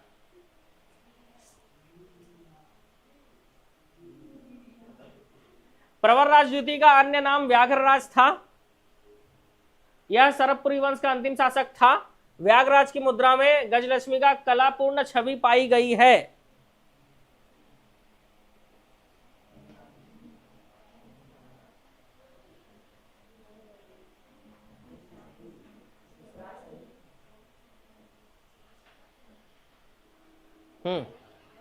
दूसरा सही है, क्योंकि प्रवरराज द्वितीय अंतिम शासक था। तो व्याघ्रराज इस है ना, व्याघ्रराज जो है इससे पहले शासक था, शासन किया था। वो कहां से? मल्हार से।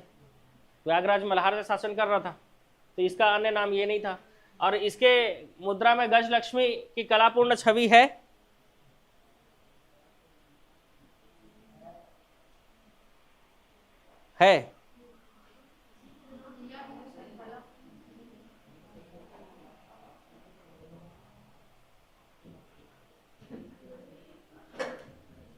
देखो, सरबपुरी वंश के लोग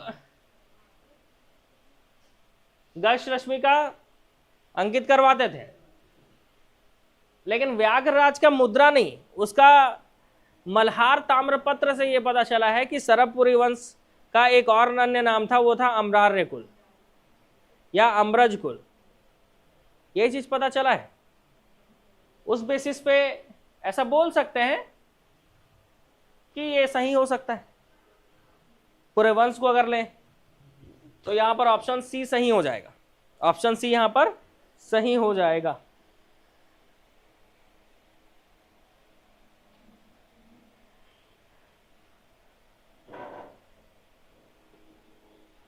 ठीक है। सरबपुरी वंश में राज्य में कई संभाग होते थे, जिसको राष्ट्र कहा जाता था। प्रत्येक राष्ट्र कई भोग और भुक्ति और आहार हुआ करते थे।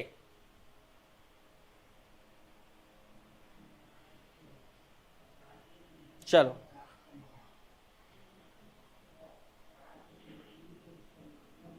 तो सरबपुरी वंश में सबसे ऊपर राज्य होता था, और राज्य के नीचे जो है वो क्या हुआ करते थे भाई? राष्ट्र हुआ करते थे। और राष्ट्र को ही आप क्या कहते थे? संभाग। तो बहुत सारे संभाग हुआ करते थे। और प्रत्येक राष्ट्र में भोग भुक्ति आहार होते थे कि नहीं? तो होते थे, क्योंकि राष्ट्र के नीचे होते थे भोग, भोग के नीचे होते थे भुक्ति, और भुक्ति के नीचे होता था आहार। तो प्रत्येक राष्ट्र में भोग भुक्ति आहार हुआ करते थे, और उसके नीचे सबसे नीचे हुआ करता था ग्राम। ठीक है। तो इस हिसाब से कथन 1 और 2 दोनों ही सही हैं। कथन 1 और 2 दोनों ही सही हैं। और थोड़ा फास्ट ट्रैक चलूं कि ठीक है? फास्ट ट्रैक चलूं, बताओ।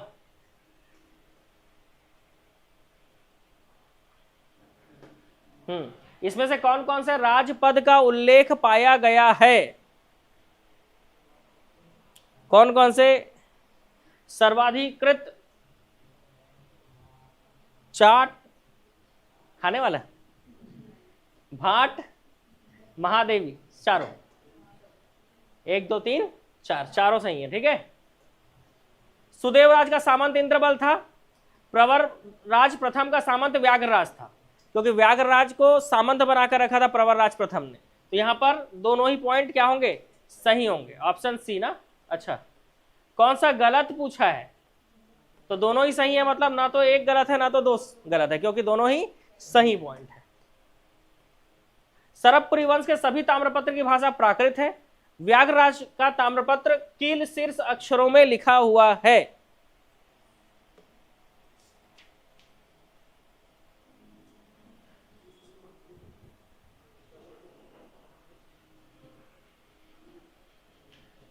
तो सरबपुरी वंश जो है इनकी भाषा क्या थी? संस्कृत भाषा थी।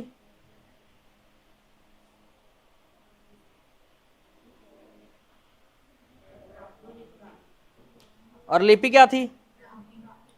ब्राह्मी लिपि थी।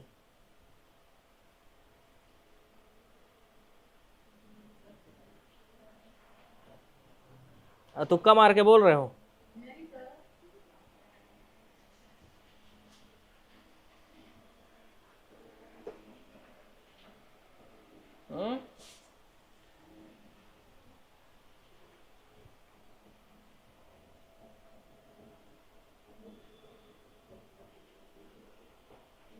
ठीक है, तो सभी ताम्रपत्र की भाषा प्राकृत थी, गलत, संस्कृत भी होगी। व्याघ्रराज का ताम्रपत्र किल शीर्ष अक्षरों में है, बिल्कुल सही। तो यहां पर पूछा है कौन सा कथन गलत है, तो कथन एक गलत है। क्या हो गया भाई? मामला गड़बड़ हो गया कुछ? क्या गड़बड़ हो गया? मजा नहीं आ रहा है? समोसा मंगाओ मजा लेने के लिए? नहीं, ठीक है। हाँ, मस्त समोसा मंगाएंगे, उसको बढ़िया तोड़ेंगे, उसके ऊपर क्या क्या डालेंगे भाई? मटर, दही, मीठा और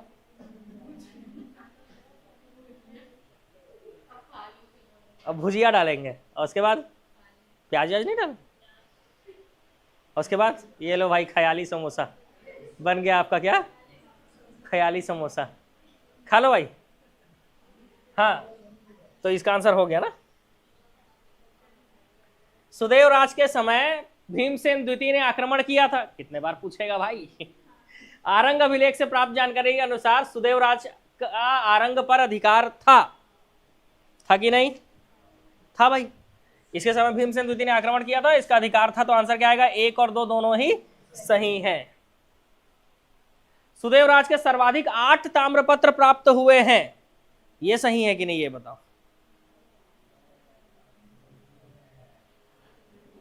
लिखाया था बे, सही है, जिसमें 6 सिरपुर से और 2 सरबपुर से, 6 सिरपुर से और 2 सरबपुर से लिखाया था कि नहीं?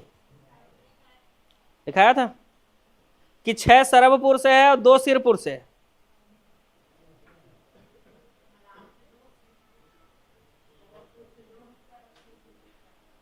मल्हार से और सिरपुर से 6, तो गलत हो गया ना दूसरा पॉइंट। पहला पॉइंट सही हो जाता है, दूसरा भी सही लगने लगता है नहीं हमको, तो मामला केवल एक सही। प्रवरराज प्रथम ने ताम्रपत्र जारी नहीं किया, कौन से स्थान से जारी नहीं किया? तो प्रवरराज प्रथम का मैंने आपको कितना ताम्रपत्र लिखवाया था?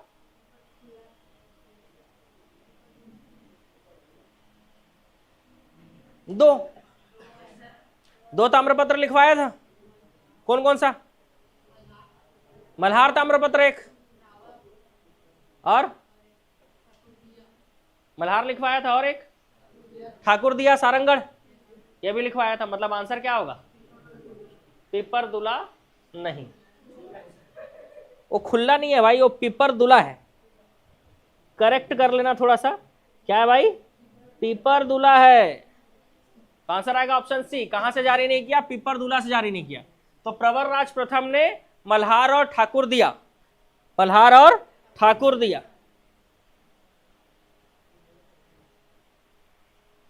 ठीक है, और इसी ने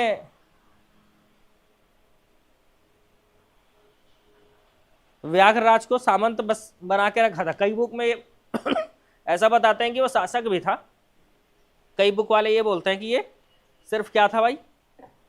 सामंत था। कुछ लोग बोलते हैं कि ये राजा भी था। ये नहीं, व्याघ्रराज।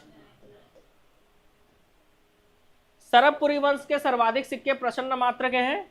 नरेंद्र राज के सर्वाधिक 8 ताम्रपत्र प्राप्त हुए हैं।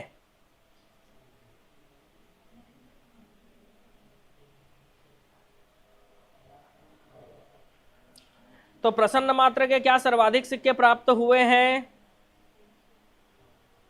क्योंकि सर्वाधिक ताम्रपत्र तो सुदेवराज का है और सर्वाधिक सिक्का प्रसन्न मात्र का है। देख लो भाई,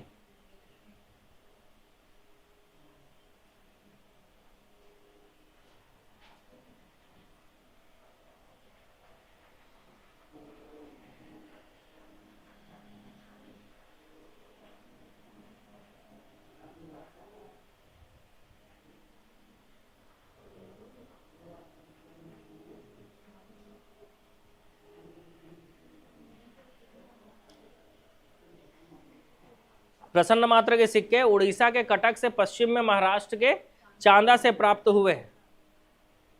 ठीक है, जिससे पता चलता है कि इसके जो सिक्के हैं वो सर्वाधिक सिक्के प्राप्त हुए हैं। ठीक है, और जो 8 ताम्रपत्र है वो नरेंद्र सेन का नहीं है, किसका है? सुदेवराज का है। तो कौन सा कथन गलत है?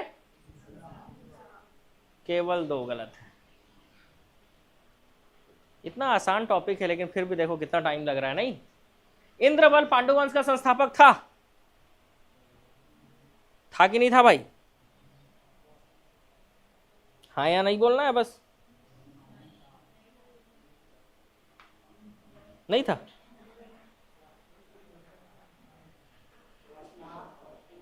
ये वास्तविक संस्थापक था। तो संस्थापक उदयन। ठीक है। सुदेवराज के महासमुंद और कौवा ताल अभिलेख में इंद्रबल के लिए सर्वाधिकृत शब्द का प्रयोग किया गया है।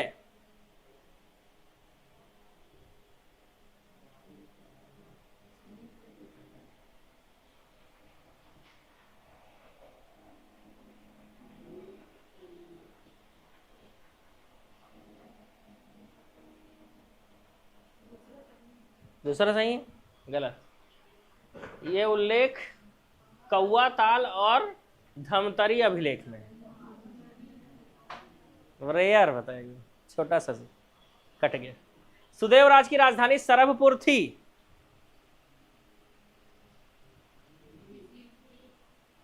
सरभपुर थी। और इंद्रबल पांडुवंश का संस्थापक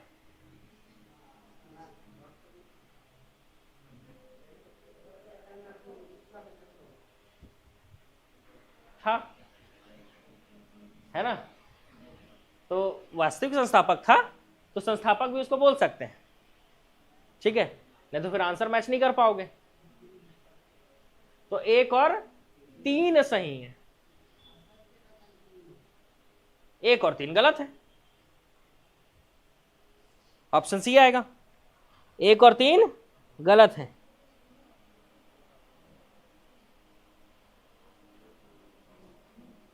अभी वो धमतरी और कौवा ताल अभिलेख लिखा होता तो सही होता, है ना? दूसरा क्यों गलत हो गया, समझ में आ गया? ऑनलाइन वालों सब ठीक ठाक? हाँ,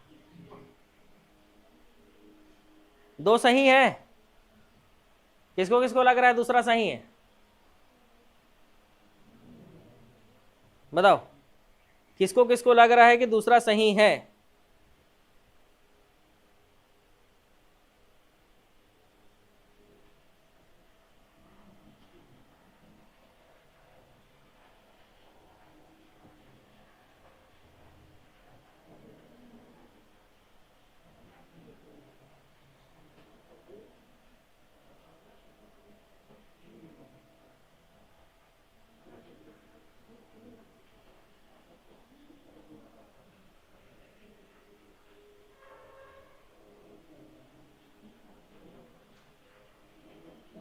हम्म,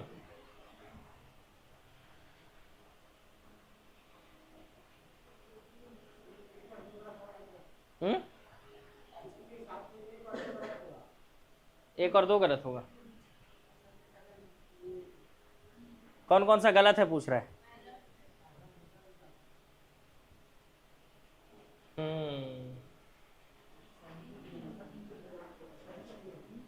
एक काम करो,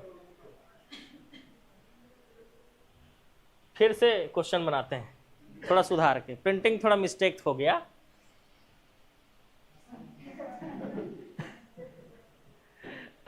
अब चुन लो भाई, और इसका आंसर लेना होगा आपको ऑप्शन डी।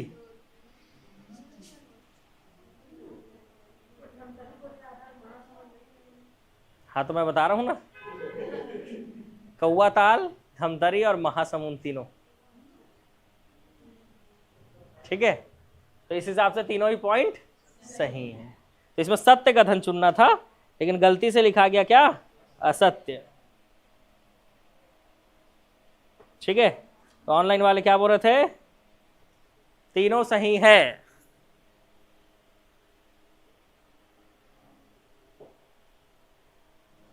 गलत हो गया, मजा आ गया। चल, ऑनलाइन वाले बोल रहे हैं सर थोड़ा साइड हो जाइए, हम लोग स्क्रीनशॉट लेंगे करके। ठीक है, आप लोगों को भी स्क्रीनशॉट लेना है, स्क्रीनशॉट लेना ही रहेगा, तो मैं साइड हो जाऊंगा, है ना, देना ही रहेगा लेने के लिए। अब स्क्रीनशॉट लेने देना ही नहीं है, तो मैं तो साइड होऊंगा ही नहीं, सब फोटो में आ जाऊंगा। चलो, जयराज या मानमात्र के मुद्राओं में गजलक्ष्मी का अंकन मिलता है। इसके शासनकाल में पहली बार सरभपुरियों का शासन मल्हार से मुंगेली तहसील के ओर विस्तृत हुआ। इसने विष्णु स्वामी नामक ब्राह्मण को दान में राज्य ग्राम को दिया था। 3 पॉइंट।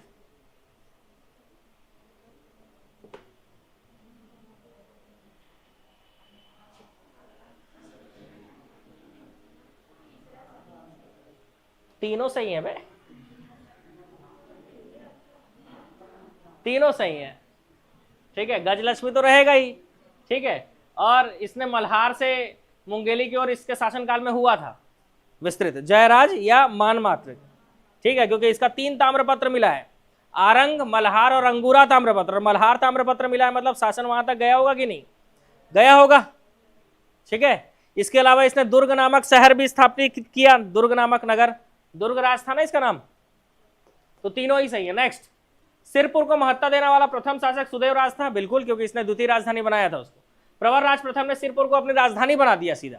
तो दोनों ही पॉइंट क्या हो जाएंगे, सही हो जाएंगे। लेकिन पूछा क्या है, असत्य। तो क्या करेंगे, ना तो एक गलत है ना तो 2 गलत है, तो आंसर क्या होगा, ऑप्शन डी।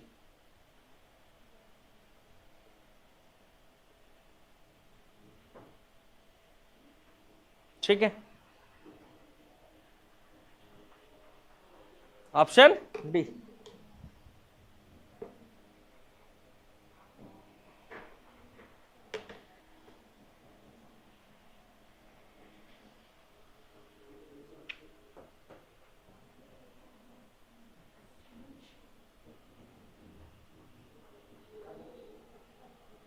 अगर इसमें सत्य कथन पूछा रहता तो ऑप्शन सी आता, है ना भाई, दोनों सही हैं। सरभपुरी शासक दुर्ग के 2 ताम्रपत्र,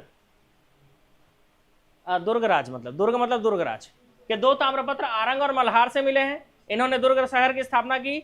इसके समय नाम के पूर्व महा शब्द लिखने की परंपरा की शुरुआत हुई थी। वहां महादुर्गराज है ना, महाजयराज यही था, महामानमात्र यही था। तो इस हिसाब से आंसर क्या होगा,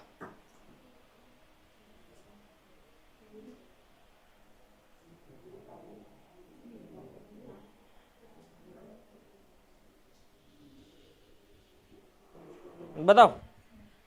तीनों कथन सही है, तो ऑप्शन क्या आएगा, डी। इसका 3 ताम्रपत्र मिला है ना भाई, आरंग और मल्हार और अंगूरा। ठीक है, तो ऑप्शन डी आएगा। नेक्स्ट, प्रसन्न मात्र के सिक्के पर केवल चित्र का अंकन था, किंतु जारी करने की तिथि या स्थान अंकित नहीं था। इसके 116 से अधिक सिक्के मिले हैं। सिक्के के ऊपरी भाग के केंद्र में गरुड़ का अंकन तथा सिक्के के दोनों किनारों पर शंख और चक्र का अंकन किया गया है। बढ़िया क्वेश्चन।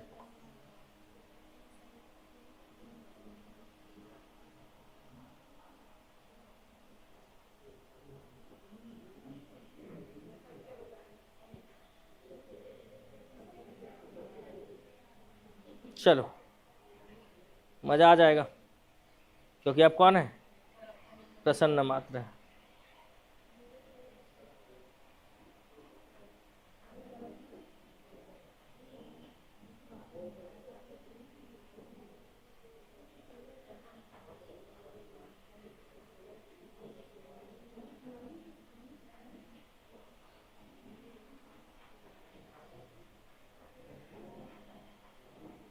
चलो आंसर बोलो भाई।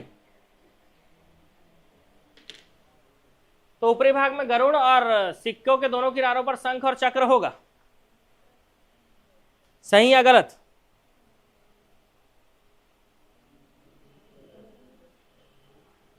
अरे मामला गड़बड़ हो गया भाई, सत्य कथन चुनना है, सत्य कथन चुनना है।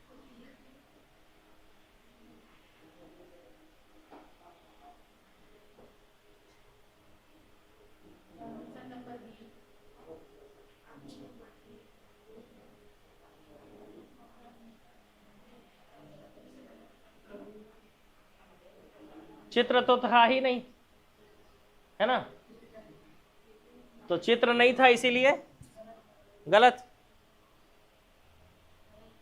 कि सही? हाँ भाई गलत। अब चित्र नहीं था तो फिर गरुड़ का अंकन और सिंह और चक्र कैसे थे?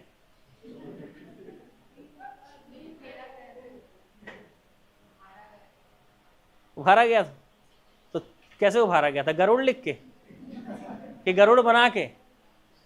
हाँ बोलो भाई, बोलो बोलो बोलो, अभी तो मजा आएगा। इसने गरुड़ शंख चक्र युक्त सोने के सिक्के चलाए थे कि नहीं? तो चित्र था कि नहीं? ठीक है, था।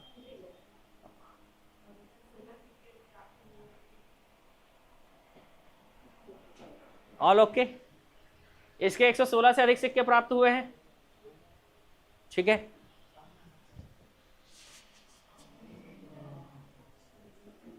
खतरनाक हो गया भाई क्वेश्चन, तो मामला एकदम पलट गया, ठीक है। चलो सही उत्तर चुनना है। सरभपुरी वंश का सर्वाधिक प्रतापी शासक प्रसन्न मात्र था। इसके सिक्के सिरपुर से स्थित टकसाल से निर्मित माना जाता है। सिक्कों पर पेटिका शीर्ष लिपि का प्रयोग हुआ है। बताओ।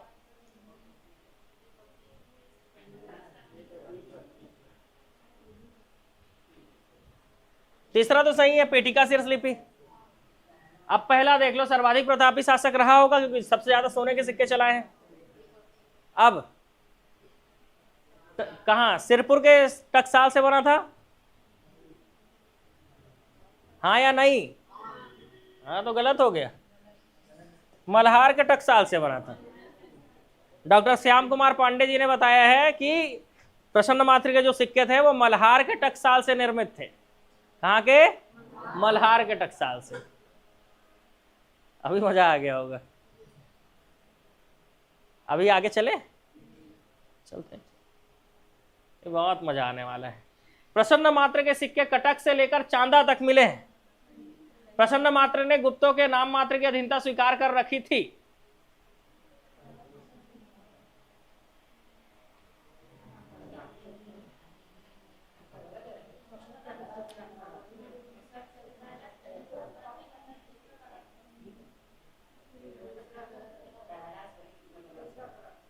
पहला सही, दूसरा गलत, क्यों? इन्होंने किसी की अधीनता स्वीकार नहीं की थी क्या?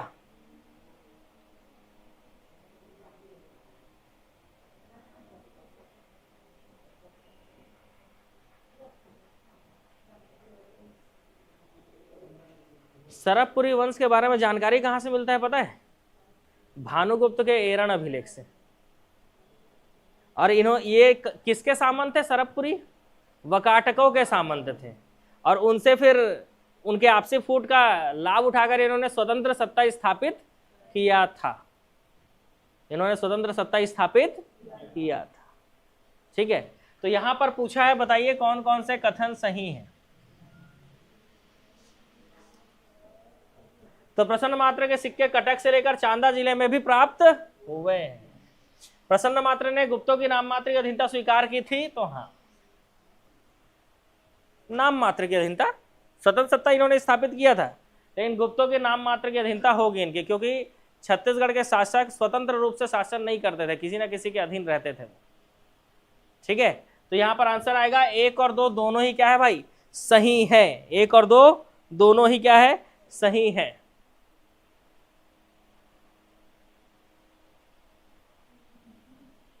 मजा आ गया? अभी बताओ, बस यही खत्म करें क्लास को कि आगे बढ़ेंगे? आगे बढ़ेंगे, ठीक। चलो फिर से, प्रसन्न मात्र ने सरभपुर को अपनी राजधानी बनाया। इन्होंने अपने नाम पर प्रसन्नपुर नामक नगर की स्थापना की।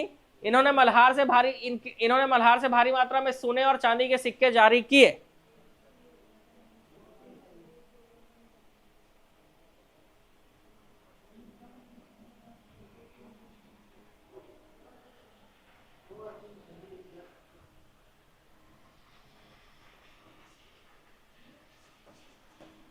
यही क्यों भाई? क्योंकि इसने सरभपुर को अपनी राजधानी नहीं बनाया था, प्रसन्नपुर को बनाया था। प्रसन्नपुर मतलब मल्हार। बाकी सही है।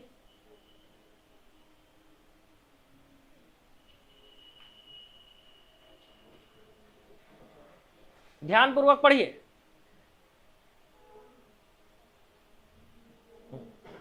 किसके बारे में? नरेंद्र राज के बारे में है।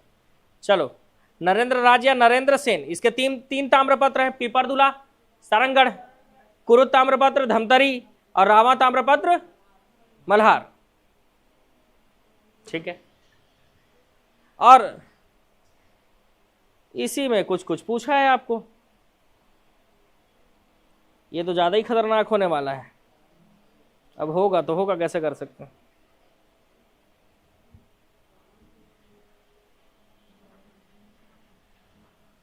तो रावा जो ताम्रपत्र है उसमें इसको परम भागवत कहा गया है, ये सही है। अपने शासन के 24वें वर्ष में रजत जयंती के रूप में इसने मनाया था, ये भी सही है। लेकिन इसने गुप्त संवत चलाया है, अपना संवत चलाया, ऐसा कोई उल्लेख नहीं है। इसीलिए आंसर होगा कि 2 और 3 सही है, पहला गलत है। आंसर क्या होगा? 2 और 3 सही है, जबकि पहला गलत है। ठीक है,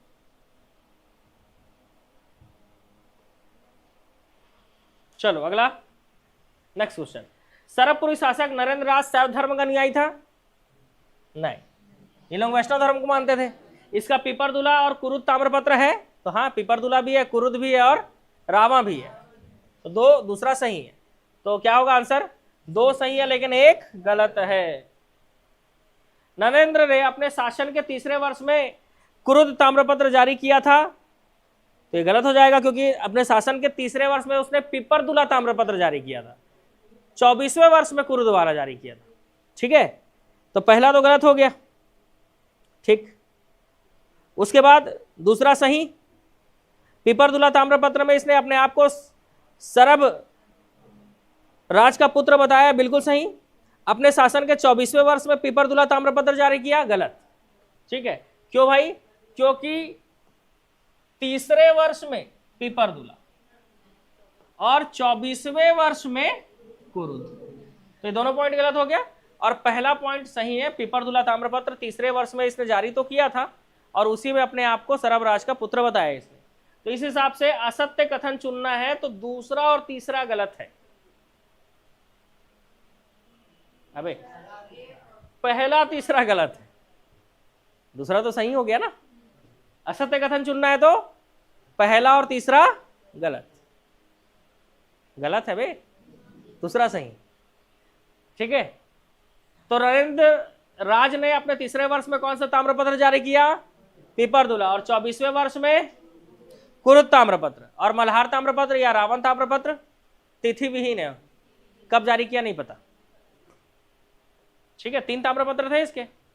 सरभपुरी शासक महेंद्र का अब से सरभपुरी शासक हो गया भाई, समुद्रगुप्त का समकालीन था। चलो पढ़ते हैं पहले आगे। इसके सोने के सिक्के सरभपुर और मल्हार से प्राप्त हुए हैं।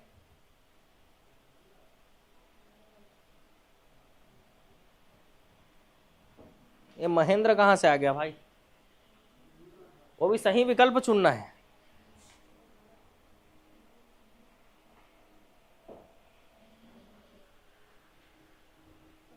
देखो महेंद्र तो समुद्रगुप्त का समकालीन था, महेंद्र था। समुद्रगुप्त समकालीन कौन था? प्रयाग प्रशस्ति में अभिलेख में उल्लेख है ना, प्रयाग प्रशस्ति में क्या उल्लेख है? वकाटक नरेश कौन? नलवंशी शासक व्याघ्रराज को उसने हराया था, और वकाटक नरेश किसको हराया था? महेंद्र को। देख लो भाई,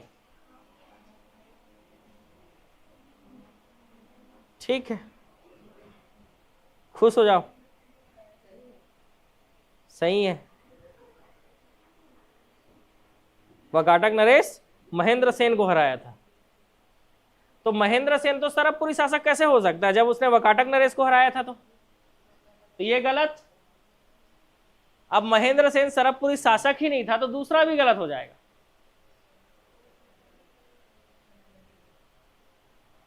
है ना?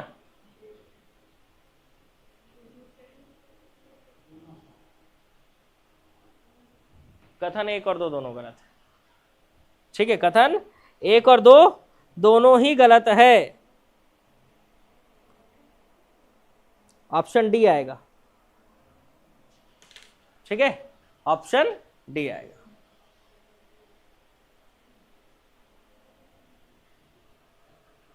राइट रॉन्ग में कंफ्यूज हो रहे हो। सरबराज का उल्लेख भानुगुप्त के एरण अभिलेख में मिलता है?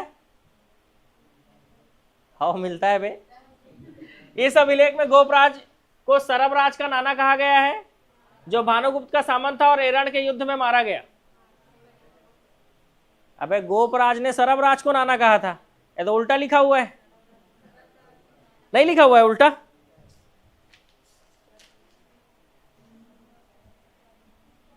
तो केवल एक सही हुआ, क्योंकि गोपराज को सरबराज का नाना कहा गया है क्या? नहीं, सरबराज को गोपराज का नाना कहा गया। मतलब नाना कौन है? सरब फिर गोपराज। अबे नाना सरबराज है, नाना कौन है? तो यहां से पता चल रहा है क्या सरबराज नाना है? यहां से क्या पता चल रहा है?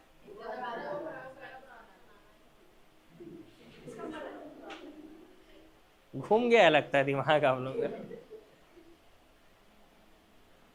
सरबराज नाना है, नाना कौन है? अब उस हिसाब से पॉइंट गलत होगा कि नहीं? ठीक है, तो आंसर लेके मैं आगे बढ़ता हूं भाई, समझते रहना आराम से। सरबपुर की राजधानी नहीं रही, बाकी थे राजधानी। सरबराज वकाटक शासक प्रवर सेन द्वितीय का सामंत था। इन्होंने अपने नाम के सिक्के जारी किए। इन सिक्कों पर सर्वप्रथम संस्कृत भाषा का प्रयोग किया गया।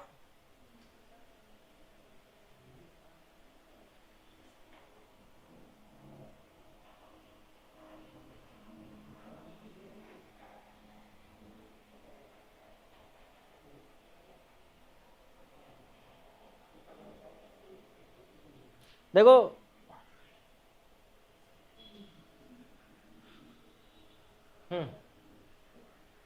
ये तो सही है कि इन्होंने संस्कृत भाषा का प्रयोग किया था सिक्कों पर, और सिक्के जारी भी किए थे, लेकिन पहला सही है कि नहीं ये बताना है। पहला सही है कि नहीं ये बताना, वो तो बाद में देखेंगे। असत्य कथन तो पूछा है।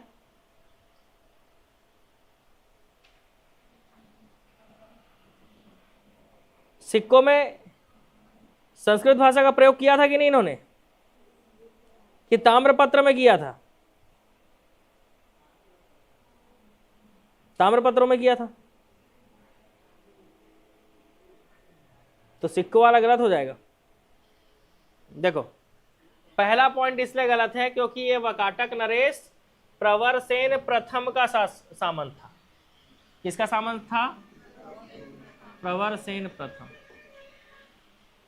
ना कि द्वितीय। ऑनलाइन वाले भी यही बता रहे हैं। ठीक है, अब मैं ना दूं आंसर, ये हाल है इनके, बताओ बोला अब मैं ना दूं आंसर चल रहा है बताए। हाँ भाई ऐसे ही करोगे, नहीं करोगे, ज्यादा खतरनाक हो गया क्या?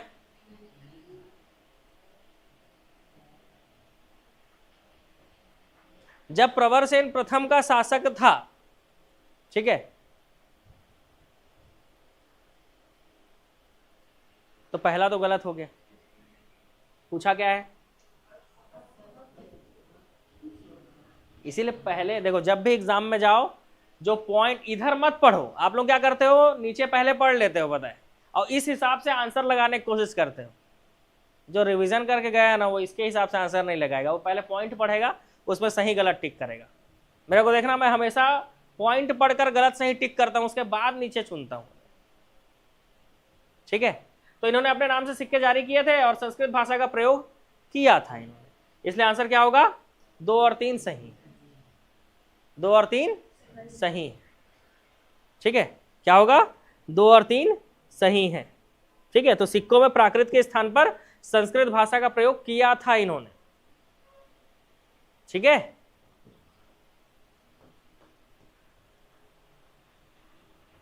सर इसको फिर नहीं पढ़ना है, ये पढ़ो पहले। सरबपुरी वंश का प्रथम शासक सरबराज था, अंतिम शासक प्रवरराज द्वितीय था, सर्वाधिक प्रतापी शासक सुदेवराज था। जल्दी बोलो भाई।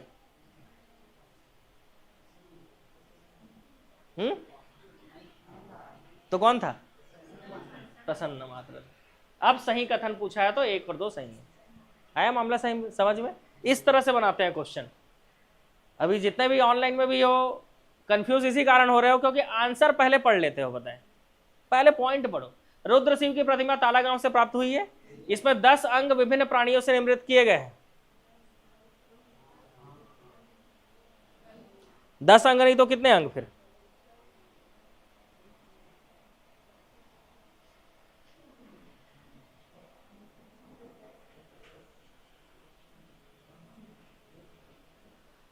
कितने अंग हैं? रुद्र शिव की प्रतिमा में कितने जानवरों से अंग बनाए गए हैं? 25? बाप रे, 25 यार।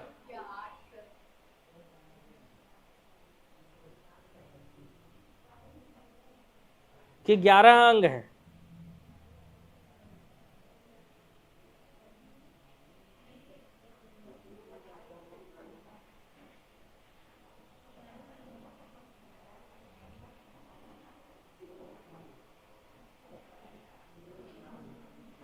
ग्यारह अंग है भाई। कितने अंग हैं? 11 अंग। तो दूसरा पॉइंट गलत होगा कि सही होगा बोलो?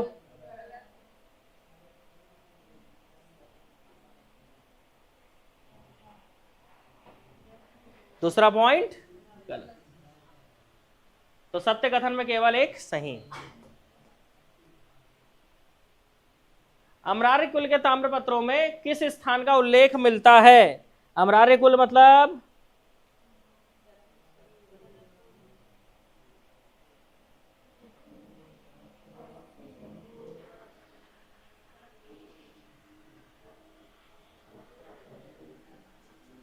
फिर से ऑप्शन मत पढ़ो, इसको पढ़ के बताओ आंसर क्या होगा। सरबपुर, सिरपुर, प्रसन्नपुर। अभी ताला गांव पे मामला अटका है। हाँ बोलोगे तो ऑप्शन डी हो जाएगा, नहीं बोलोगे तो ऑप्शन सी हो जाएगा। बोलो जल्दी अब, सी या डी? ओके।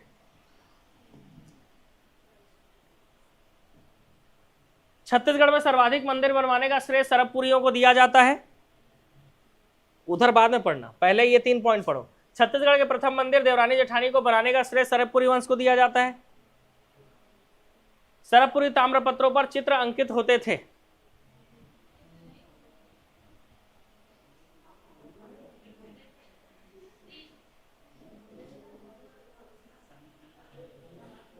वो सिक्के में था वे, गरुड़ शंख चक्र,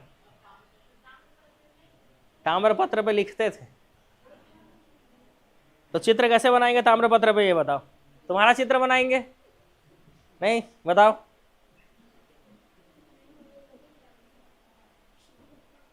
और सिक्कों पे तो गरुड़ बनाना पड़ेगा ना, गरुड़ शंख चक्र बना हुआ आता था। तो सर्वाधिक मंदिर बनाने का श्रेय दिया जाता है, दिया जाता है। प्रथम मंदिर देवरानी जेठानी मंदिर को बनाने का भी श्रेय दिया जाता है, लेकिन ताम्रपत्रों पर चित्र अंकित होते थे नहीं। तो 1 और 2 सही है। ऑप्शन क्या आएगा? ए, 1 और 2 सही है। सरबपुरी वंश को अमरार्य कुल कहा जाता था। इनकी राजमुद्रा गजलक्ष्मी थी। राजकीय धर्म शैव धर्म था।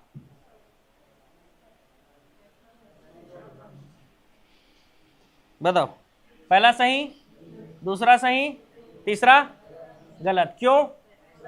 क्योंकि वैष्णव धर्म था। देखो अब आसानी से क्वेश्चन बना पा रहे हो कि नहीं? क्योंकि अब आपका फोकस आंसर ढूंढने में नहीं है, पॉइंट सही करने में, कि कौन सा सही हो रहा है, कौन सा पॉइंट गलत हो रहा है ना? दिमाग सही चल रहा है अब। सरबपुरी वंश का संस्थापक सरबराज था। शैल वंश सरबपुरी वंश का समकालीन वंश नहीं था। ये तो सही है। अब बस ये सोचो कि क्या शैल वंश सरबपुरी वंश का समकालीन वंश था या नहीं। तो सरबपुरी वंश जो है वो 5वीं 6वीं शताब्दी में था और शैल वंश 7वीं 8वीं शताब्दी में था। तो इस हिसाब से समकालीन शासक होंगे।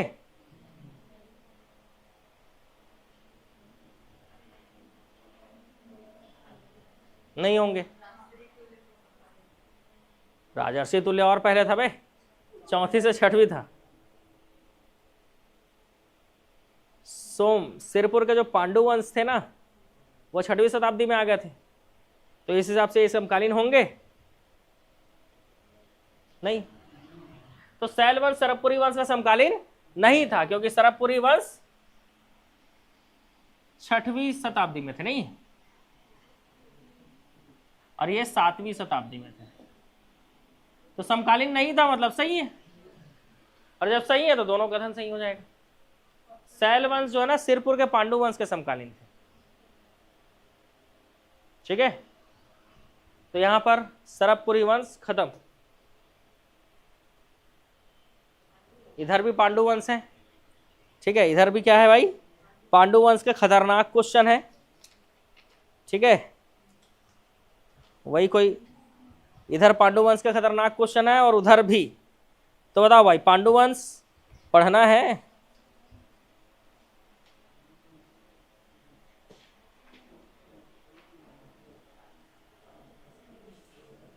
हाँ भाई, ऑनलाइन वालों बोलो, पढ़ना है? अगर इसको चालू करते हैं तो मैं पहले ही बता दूं, पूरा पढ़ के ही जाना होगा। कितना? लगभग 100 क्वेश्चन।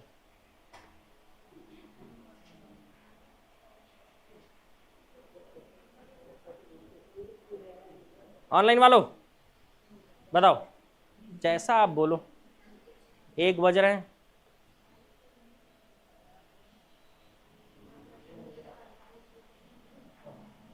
दो बजेगा। कितने लोग चाहते हैं कि आगे बढ़े? ये छोटा सा हाथ कैसे उठा रहे हो बे? ऐसे उठाओ, ऐसे। 4 लोग। अब बाकी लोग तो कह रहे हैं कि कल पढ़ेंगे गुरुजी, आज का हो गया हमारा कोटा, कोटा हो गया हमारा पूरा।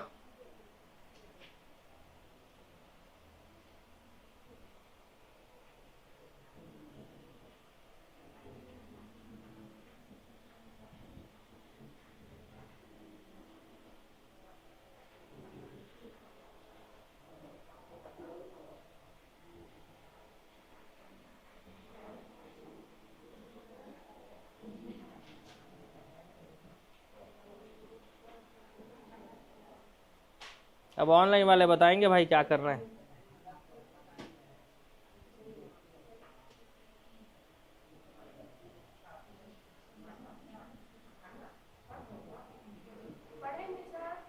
पढ़ोगे जी?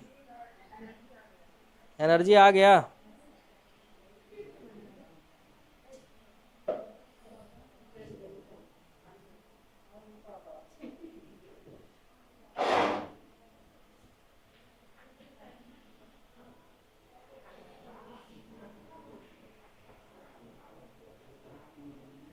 हेमंत भागा थे ऑनलाइन वाला मन, बोलो निपटा दूं फिर से। ध्यान रखना कि अपने को क्या करना है, आंसर को पहले पढ़ना है, वे ऑप्शन को पहले नहीं पढ़ना है, ये इसको नहीं, कथन को पहले पढ़ना है, ठीक है। तो पहले आसान वाला करोगे, पहले टफ वाला करोगे।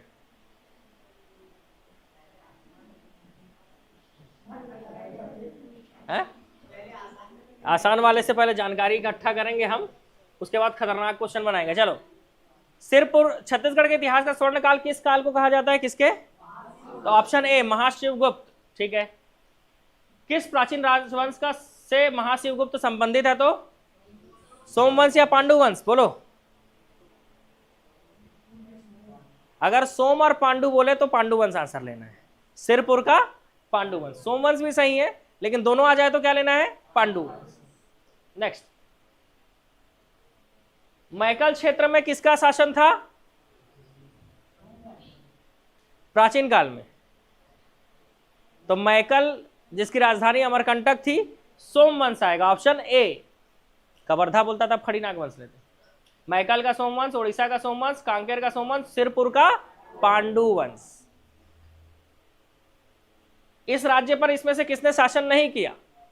मौखरी ने शासन नहीं किया। कौन सा जोड़ी सुमेलित है?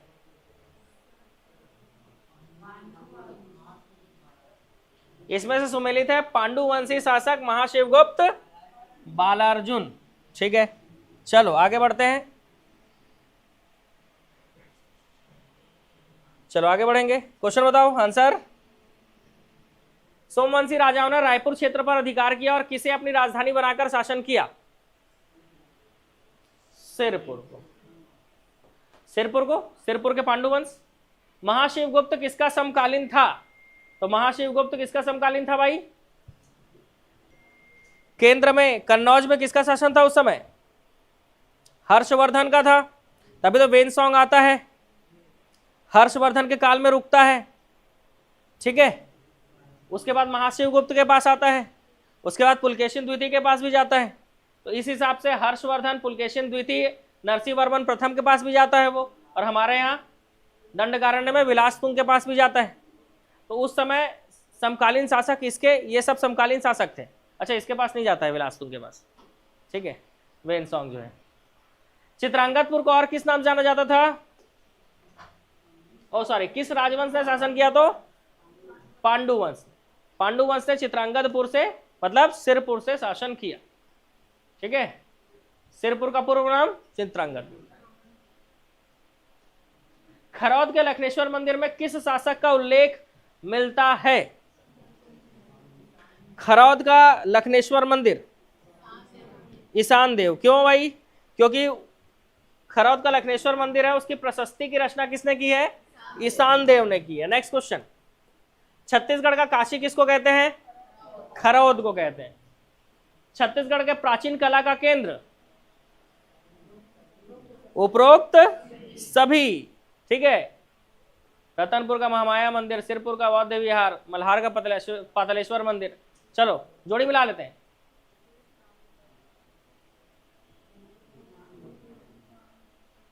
सिरपुर का लक्ष्मण मंदिर शिलालेख किसका हो गया?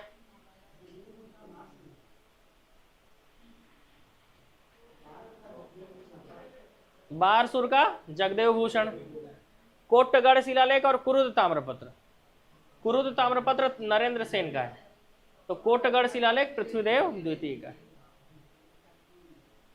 चलो कैसा आ रहा है? भी आ रहा है। 3, 1, 2, 4, ठीक है। महारानी वासाटा द्वारा स्थापित सिरपुर के लक्ष्मण मंदिर की प्रशस्ति की रचना किसने की है? कवि ईशान ने। सुरबल किस वंश का शासक था जिसका ताम्रपत्र वमनी नामक स्थान से प्राप्त हुआ है? तो ये सुरबल जो है किस वंश का शासक था? तो याद रखना, सुरबल जो है वो मैकल के पांडुवंशी शासक था। कांकेर वाले में तो सिंहराज आ जाएगा, ठीक है। नेक्स्ट, बढ़ते क्रम में सजाइए तो पहला तो इंद्रबल ही आएगा, है ना, तो 3 पहले में आएगा। इंद्रबल के बाद नंददेव प्रथम, नंददेव, फिर महाशिव तिवरदेव, फिर लास्ट में अर्जुन। आसानी से बन गया, इंद्रबल तो पहले है ना। खरौद के लक्ष्मेश्वर मंदिर के गर्भगृह में किसकी स्थापना है? शिवलिंग। खरौद के लक्ष्मेश्वर मंदिर से प्राप्त पांडुवंशी शिलालेख में इंद्रबल के किस पुत्र का नाम मिलता है? ईशान देव। प्राचीन गंधेश्वर मंदिर कहां है? गंधेश्वर शिव मंदिर सिरपुर, ठीक है। आंसर आएगा इनमें से कोई नहीं, क्योंकि कहां है भाई? सिरपुर में है। गंधेश्वर मंदिर कहां है भाई? सिरपुर। लक्ष्मण मंदिर कहां है? सिरपुर। रानी वासाटा ने सिरपुर में ईंटों का मंदिर बनवाया जिसे लक्ष्मण मंदिर कहते हैं।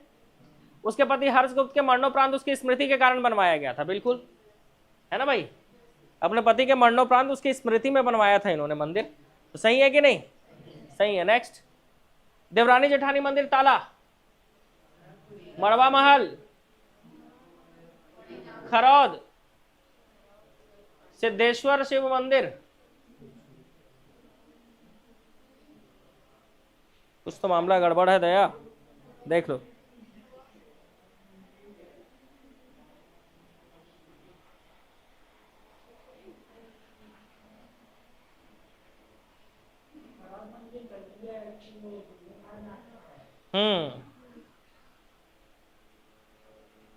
क्योंकि सिद्धेश्वर मंदिर पलारी का पांडुवंशों ने बनवाया था ना।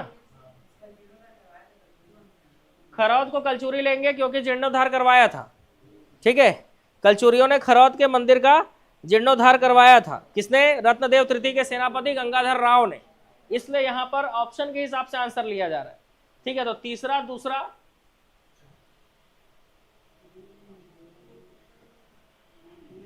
चौथा और पहला, ये तो गड़बड़ हो गया।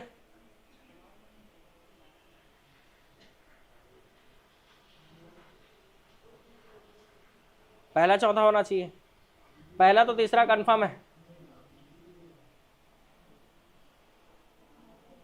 चलो, एग्जाम में अगर आंसर आएगा तो इसी को समझना, बाकी इसके हिसाब से आंसर तो यही बन रहा है। रुको, ये नहीं बन रहा।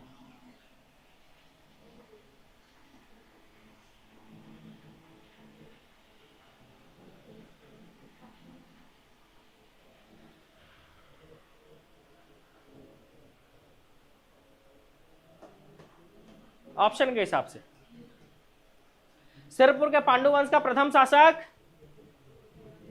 उदयन था, ठीक है। उदयन था ना, प्रथम शासक उदयन, संस्थापक इंद्रबल। पांडुवंश के कौशल शासक का संस्थापक कौन था?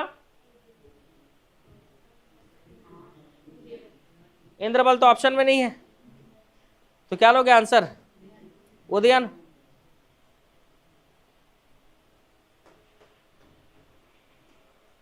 सिरपुर का लक्ष्मण मंदिर सरबपुरी शासकों ने बनवाया। प्राचीन काल में बस्तर चक्रकोट कहलाता था। भोरमदेव मंदिर शिलालेख फणि आगमन से संबंधित है। 2 और 3 सही है। प्राचीन छत्तीसगढ़ के किस राजवंश के शासनकाल में सिरपुर स्थित लक्ष्मण मंदिर का निर्माण कराया गया? पांडुवंश, ठीक है। क्या है आंसर? पांडुवंश। सिरपुर के लक्ष्मण मंदिर में प्रमुख रूप से किसका उपयोग किया गया है? लाल ईंटों का। किसका? लाल ईंटों का। चलो आगे बढ़ते हैं। प्रसिद्ध लक्ष्मण मंदिर कहां है? तो सिरपुर में। मौखरी राजकुमारी वासाटा से किसने विवाह किया था? हर्षगुप्त ने। कोसलाधिपति की उपाधि किसने धारण की थी? 2 लोगों ने, एक पृथ्वीदेव प्रथम और एक तिवरदेव। तिवरदेव, एक तिवरदेव और एक कलचुरी शासक पृथ्वीदेव प्रथम, 2 लोगों ने सकल कोसलाधिपति की उपाधि धारण की। बालार्जुन का धर्म क्या था? तो ये शैव धर्म का अनुयायी था कि नहीं भाई? ठीक है। शैव धर्म का अनुयायी था कौन? बालार्जुन। महाशिवगुप्त बालार्जुन किसका अनुयायी था भाई? शैव धर्म का अनुयायी था। नेक्स्ट क्वेश्चन, तिवरदेव कौन से धर्म का अनुयायी था?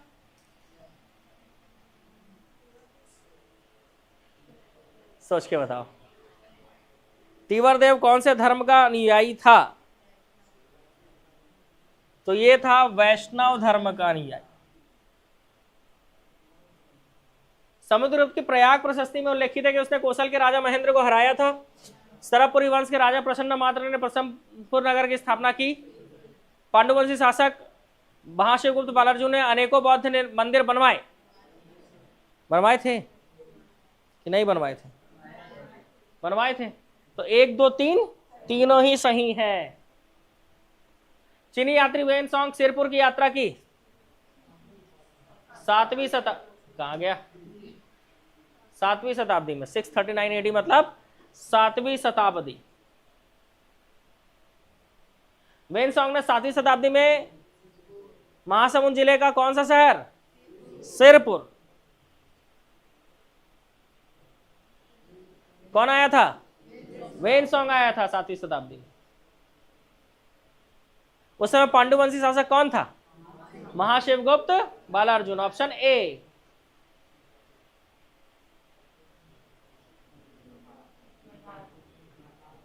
कौन से स्थल की यात्रा की थी? सिरपुर और मल्हार। वेनसोंग कहां कहां गया था? सिरपुर और मल्हार गया था। ठीक है, सिरपुर और मल्हार गया था। सीयूकी, पुस्तक का नाम सीयूकी, और उसको कौशल को किया सलो लिखा है। कलिंग के सोमवंश का संस्थापक, कलिंग का सोमवंश, कलिंग का सोमवंश शिवगुप्त। ओके, शिवगुप्त। चलो, मारंजमूर शिलालेख किस शासक का है?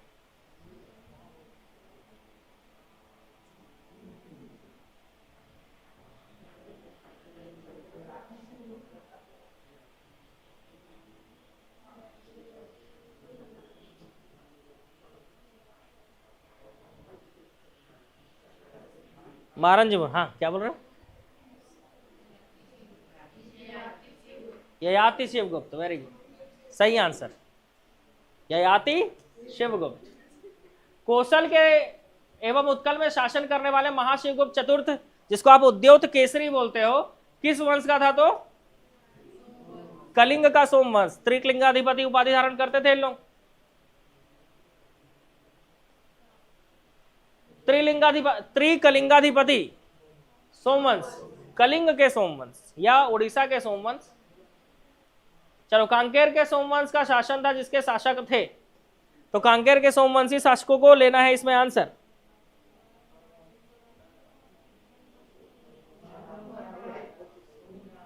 कांकेर के सोमवंशी शासक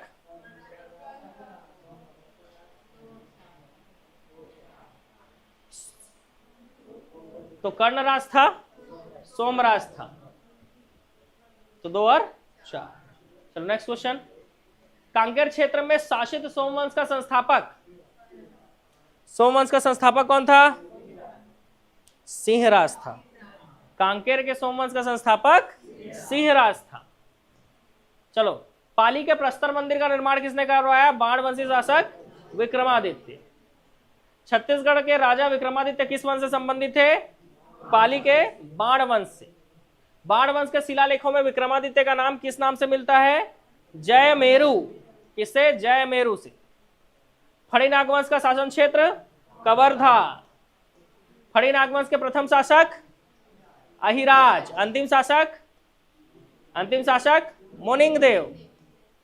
कवर्धा महल का डिजाइन किसने करवाया? महाराजा धर्मराज, ऑप्शन ए ना। भरमदेव मंदिर का निर्माण कब हुआ? Option C, फड़ीनाग।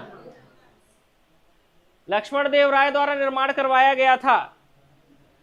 लक्ष्मण देव राय द्वारा क्या बनवाया गया था? भोरमदेव, ठीक है, भोरमदेव। भोरमदेव मंदिर का निर्माण कब हुआ? 1089, मतलब 11वीं शताब्दी। किस नागवंश से संबंधित था भोरमदेव? फड़ी नागवंश। फड़ी नागवंशी किस राजा के साथ कलचुरी राजकुमारी अंबिका देवी का विवाह हुआ था? रामचंद्र देव। Option D. मड़वाड़ छेरकी महल किसने बनाया? रामचंद्र देव अपने शादी के लिए। Option C. चलो, लक्ष्मण मंदिर सिरपुर, भोरमदेव मंदिर कवर्धा, शिव मंदिर पाली, शिव मंदिर बारसूर छिंदक नागवंश और पाली के शिव मंदिर का जीर्णोद्धार करवाया था कलचुरी वंश ने। नागवंशी शासक छत्तीसगढ़ में जो मंदिर बनवाते हैं उसको क्या कहते हैं हम? भोरमदेव। पचराही पुरातात्विक स्थल फड़ी नागवंश से संबंधित है, वहीं पर है। मड़वा मंदिर शिलालेख किस सन का है? कब बनाया गया था मड़वा मंदिर? 1349। भोरमदेव मंदिर का निर्माण 1111वीं शताब्दी। लेकिन आंसर आएगा ऑप्शन बी, क्योंकि चोल वंश नहीं है। कौन सा वंश है? फड़ी नागवंशी। छत्तीसगढ़ का खजुराहो भोरमदेव। छेरकी महल कहाँ है? कवर्धा। कवर्धा महल के मुख्य प्रवेश द्वार को क्या कहते हैं? हाथी दरवाजा कहते हैं ना भाई, आपके कहने पर डाल दिया हूं आंसर। गड़बड़ हुआ तो बहुत मार खाओगे। सिंह दरवाजा की हाथी दरवाजा? पक्का? ठीक है। और यहां का पुरातात्विक स्थल पचराही। भोरमदेव मंदिर किस वंश के राजा के काल में निर्मित हुआ? फड़ी नागवंश। किस जिले में प्रसिद्ध पर्यटन केंद्र भोरमदेव है? कवर्धा।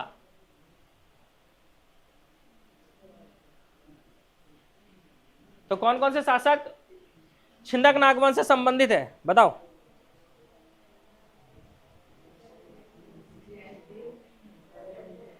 सोमेश्वर देव, कन्हर देव, नरसिंह देव है, ये नहीं है। तो 1 2 3 सही। जगदेव है, जयदेव नहीं है। सोमेश्वर देव है, कन्हर देव है, जयसिंह देव है। तो 1 3 4। सोमेश्वर देव है, कन्हर है, ये परमेश्वर नहीं है। तो 1 2 3 ऑप्शन ए। चांचल्य देव प्रथम ने बस्तर के किस छिंदक नागवंशी शासक को परास्त कर दिया था? सोमेश्वर देव। भोगवतीपुरेश्वर की उपाधि धारण करते थे कौन? छिंदक नागवंशी शासक भोगवतीपुरेश्वर। छिंदक नागवंशियों की राजधानी? चक्रकोट। छिंदक नागवंशियों की राजधानी चक्रकोट। छिंदक नागवंश के अंतिम शासक? हरिश्चंद्र। ठीक है, ऑप्शन डी। छिंदक नागवंश शासक के पहले राजा? नृपति भूषण। Option C. छिंदक नागवंश की स्थापना? 1023। Option D.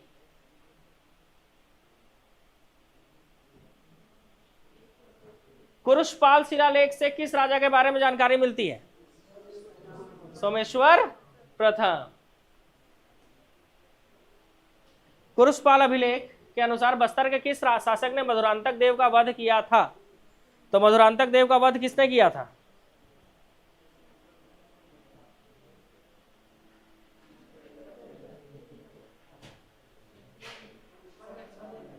सोमेश्वर देव प्रथम, क्योंकि मधुरांतक देव उसका प्रतिद्वंदी था। आंसर आएगा ऑप्शन सी। नेक्स्ट, बस्तर के नल राजाओं की राजधानी निम्नलिखित में से कौन सी थी? बस्तर के नल राजाओं की राजधानी इसमें से कौन सी थी? पुष्करी। ठीक है।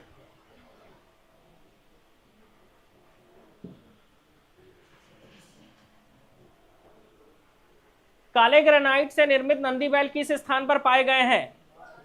बारसूर। कहां से? बारसूर से। प्राचीन चंद्रादित्य समुद्र नामक सरोवर किस स्थान से संबंधित है? बारसूर, बारसूर में चंद्रादित्य सरोवर। पुराना मामा भाजा मंदिर, बारसूर। ढोलकल क्षेत्र, वहां क्या है भाई? गणेश की मूर्ति है। अरे संबंधित नहीं है, छिंदक नागवा से संबंधित है, इससे संबंधित है, और नारायणपुर जिला से संबंधित नहीं है, क्योंकि ये कहाँ है भाई? दंतेवाड़ा जिला में। तो आंसर आएगा ऑप्शन सी। सुधार के थोड़ा सा। तो आसान क्वेश्चन खत्म, अब खतरनाक क्वेश्चन। फास्ट ट्रैक चलेंगे एकदम मस्त, ठीक है? तैयार सब? लक्ष्मण मंदिर प्रशस्ति की रचना कवि ईशान ने की है, ठीक है? इसमें सत्य कथन चुनना है ना। इस मंदिर का निर्माण केदारनाथ शिल्प शास्त्री के देखरेख में संपन्न हुआ था। यह मंदिर नागर शैली में है। नागर शैली में है भाई मंदिर, श्योर? ठीक है, तो यहां पर सत्य कथन चुनना था। कैसा कथन चुनना है? सत्य। इस असत्य को हटा देंगे, क्या चुनना है? सत्य कथन चुनना है। तो आंसर आएगा 1 2 3, तीनों ही सही है, ठीक है? 1 2 3 तीनों ही सही। अगला क्वेश्चन, सिरपुर में लक्ष्मण मंदिर का निर्माण 8वीं शताब्दी में हुआ। भगवान विष्णु का मंदिर है, लाल ईंटों से बना है। तो ये दोनों तो सही है और पहला गलत है। कब बना था भाई? 7वीं शताब्दी। तो 2 और 3 सही होगा। अगला, बालार्जुन के पश्चात इस वंश का पतन आरंभ हो गया था। इसके पश्चात किसी योग्य उत्तराधिकारी का न होना नलवंशी शासक विलासतुंग और बाणवंशी शासक विक्रमादित्य की भूमिका थी।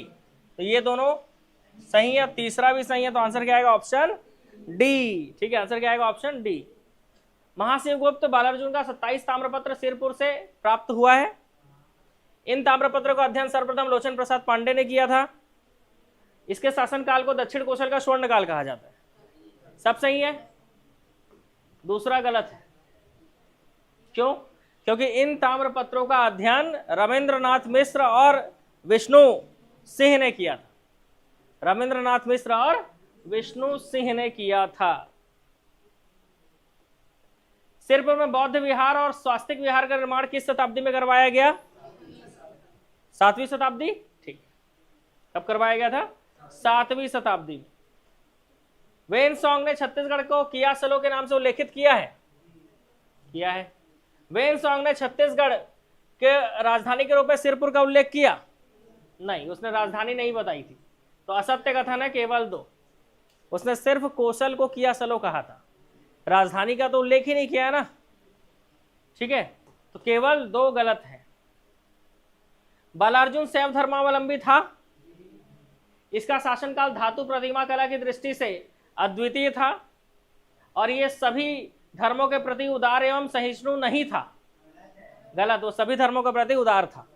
तो 1 और 2 सही, तीसरा गलत। 1 और 2 सही, तीसरा गलत, ठीक है? नेक्स्ट क्वेश्चन, बालार्जुन ने अपने सिक्कों पर शिवलिंग का अंकन करवाया था।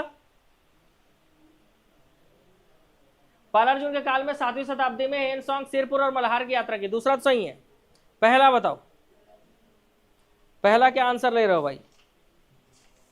सही या गलत?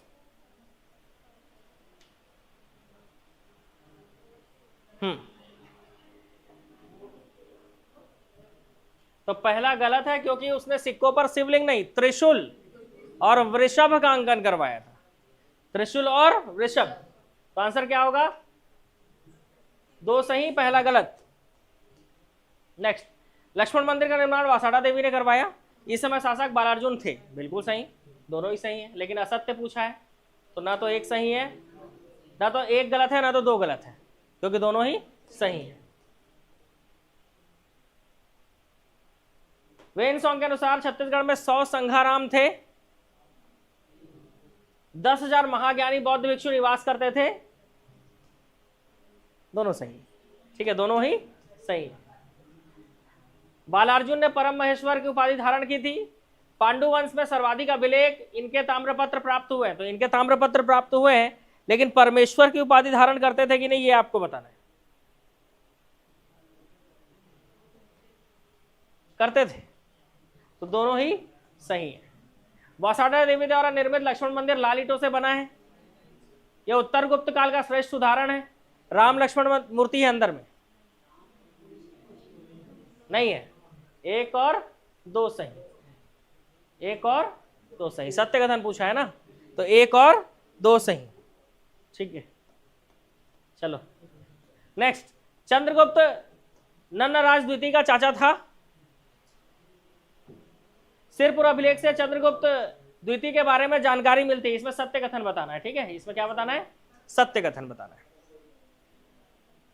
तो जो चंद्रगुप्त है वो नन्नराज द्वितीय का चाचा था, और वो शासक बनता है क्योंकि नन्नराज द्वितीय का कोई संतान नहीं होता, और इसका जानकारी सिरपुर अभिलेख से ही मिलता है। तो आंसर क्या होगा? एक और दो दोनों ही सही। इतना ही तो पढ़ना है इसके बारे में, चंद्रगुप्त के बारे में, कि ये नन्नराज द्वितीय का चाचा था। सिरपुर अभिलेख से इसकी जानकारी मिलती है। 2 ही पॉइंट पढ़ना है इसमें, और कुछ नहीं पढ़ना है इसके बारे में, चंद्रगुप्त के बारे में। वासाडा देवी द्वारा निर्मित लक्ष्मण मंदिर कहाँ है भाई?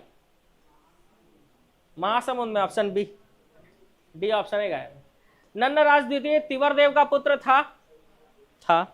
अड़भार ताम्रपत्र में नन्नराज द्वितीय को कौशल मंडलाधिपति कहा गया है। सेन कपाट अभिलेख के अनुसार इसने अष्टद्वार स्थित कोंतिड़िक गांव दान में दिया था। गलत। सेन कपाट अभिलेख में इसने बताया है कि मैं योग्य पिता का योग्य पुत्र हूं। तो एक और दो सही, तीसरा गलत, ठीक है। ये एक और दो सही, तीसरा गलत। अभी समझ में आ गया होगा मैं ब्रेक क्यों दिया था। महाशिव तिवरदेव ने राजमुद्रा में गरुड़ उत्कीर्ण करवाया। ये भगवान विष्णु का उपासक था, ठीक है। तो हाँ, इसने गरुड़ उत्कीर्ण करवाया था और ये विष्णु का उपासक था। तो आंसर आएगा एक और दो दोनों ही सही है। नेक्स्ट, सिरपुर शिलालेख में हर्षगुप्त को प्राक महेश्वर कहा गया है। हर्षगुप्त का विवाह मौखरी शासक सूर्यवर्मा की पुत्री वसाटा देवी से हुआ था। हर्षगुप्त की स्मृति में सिरपुर के लक्ष्मण मंदिर का निर्माण किया गया। ये पंचायतन शैली में है।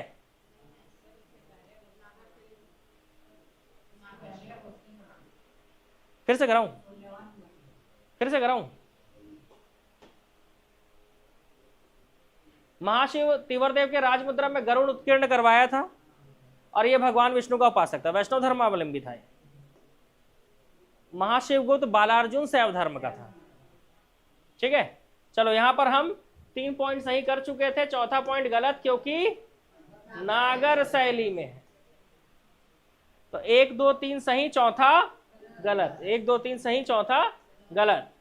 सिरपुर के लक्ष्मण मंदिर के शिल्पकार केदारनाथ शिल्पी। अड़भार ताम्रपत्र महाशिव तिवरदेव का है, गलत। सत्य कथन चुनना है। तिवरदेव विष्णु कुंडी माधव वर्मन प्रथम से युद्ध करते हुए मारा गया था, बिल्कुल सही। ऑप्शन बी सही है, सही कथन मिल गया। निम्नलिखित में से तिवरदेव का ताम्रपत्र कौन सा नहीं है? तो बोड़ा, राजिम और बालोद है। ये बालोदा लिखा गया है, बालोद है ना, आरंग नहीं है। कौन सा नहीं है? आरंग नहीं है, ठीक है। 5 7 और 9 याद रखना। बोड़ा ताम्रपत्र 5वें वर्ष में जारी किया था, राजिम 7वें वर्ष में, बालोद 9वें वर्ष में। 5 2 7 2 9 ऐसे याद रखना। 5वें वर्ष में बोड़ा ताम्रपत्र, 7वें वर्ष में राजिम ताम्रपत्र और 9वें वर्ष में बालोद ताम्रपत्र जारी किया था किसने? तिवरदेव। नन्नराज ने अपने भाइयों को मंडलाधिपति के रूप में स्थापित किया, बिल्कुल किया। प्रारंभ में नन्नराज सर्वपुरी शासक सुदेव राज का एक उच्च अधिकारी था। तो ये पॉइंट थोड़ा गलत हो जाएगा, उसके समकालीन ही नहीं है वो, तो है ना। तो आंसर क्या आएगा? केवल एक सही, ठीक है, केवल एक सही। राजिम ताम्रपत्र में तिवरदेव को सकल पोषणाधिपति की उपाधि से विभूषित किया गया है। बोड़ा ताम्रपत्र में इसने परम वैष्णव, अच्छा सत्य कथन चुनना है ना, परम वैष्णव की उपाधि धारण की। तो हाँ कर सकता है क्योंकि वैष्णव धर्मावलंबी था। बलौदा ताम्रपत्र से पता चलता है, बलौदा नहीं बालोद, इसने 30 ब्राह्मणों को भोजन प्रदान करने का आदेश दिया था, बिल्कुल सही। तीनों ही पॉइंट सही, 1 2 3 ऑप्शन डी आएगा, तीनों ही सही। इंद्रबल ने खरौद नगर की स्थापना की थी। तो इंद्रपुर बनाया था, उसी को तो खरौत कहते हैं, और इसी का मलगा ताम्रपत्र है, जिससे इंद्रबल को स्त्री सामंत की उपाधि से विभूषित किया गया है। तो दोनों ही पॉइंट क्या हो जाएंगे, सही हो जाएंगे। ठीक है, दोनों ही पॉइंट क्या हो जाएंगे, सही, answer C. Next, Tivardev Panduvansh का प्रतापी शासक था।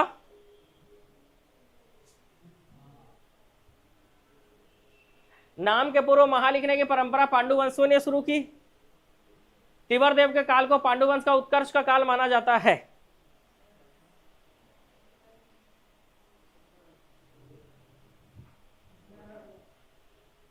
तीसरा तो गलत है, क्योंकि वो शिवगुप्त के काल को माना जाता है।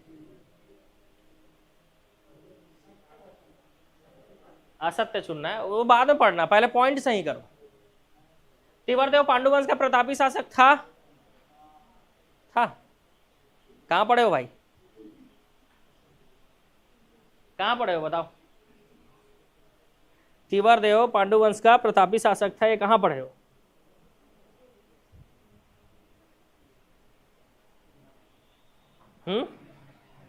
बोलो।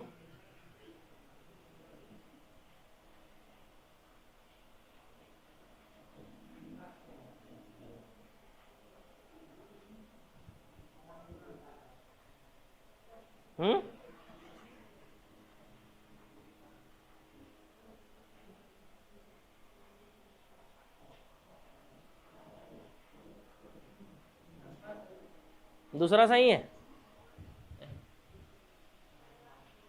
सही है। नाम के पूर्व महा लिखने की परंपरा इन्होंने शुरू की थी, शुरू नहीं किया था, लिखते थे। अब बताओ लिखूं कि नहीं, मतलब हाँ या नहीं। अब सही टिक करवा के फिर गलत टिक करवा रहे हो। जल्दी जल्दी बोलो भाई आंसर।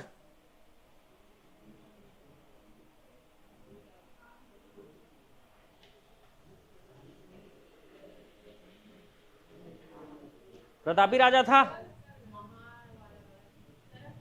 कैसे प्रूफ होता है कि प्रतापी राजा था, क्योंकि इसने सकल कोसलाधिपति की उपाधि धारण की थी, इसलिए सही।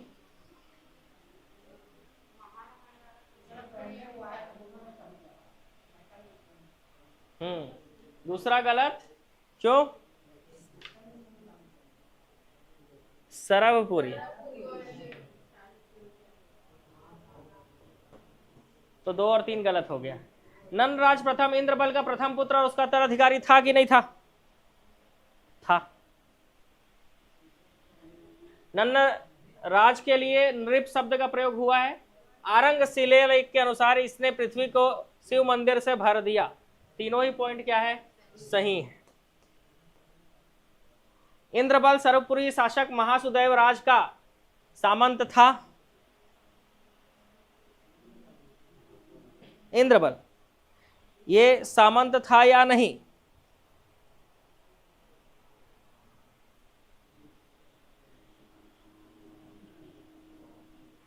था। कालिंजर शिलालेख के अनुसार इंद्रबल को इस वंश का आदि पुरुष कहा गया है। गलत। उदयन को कहा गया है आदि पुरुष, तो कौन सा गलत हुआ, दूसरा। पूछा क्या है, असत्य। केवल 2 गलत है, ऑप्शन बी, केवल 2 गलत है।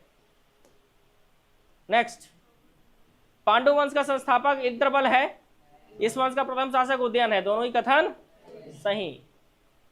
कन्नौज शासक हर्षवर्धन अपने नाटक रत्नावली में किस शासक का नाम उसने उल्लेखित किया है।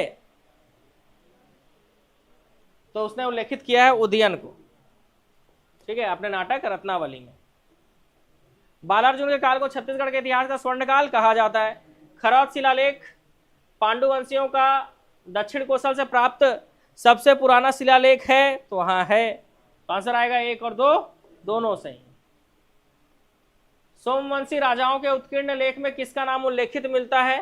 तो एक कवि ईशान का मिलता है और एक भास्कर भट्ट का मिलता है, तो आंसर आएगा ऑप्शन बी, 1 और 2 दोनों ही सही है। शैलवंश अपने आप को क्या कहते थे।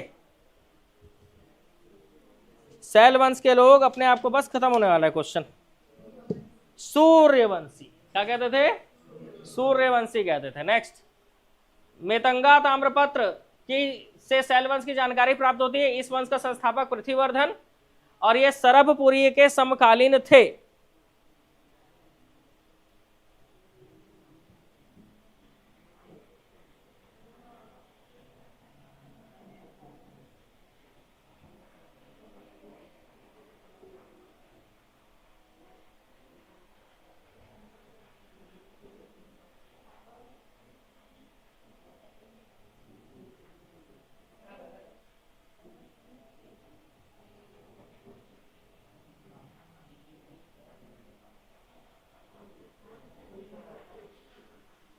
इसके संस्थापक श्रीवर्धन थे, तो दूसरा गलत।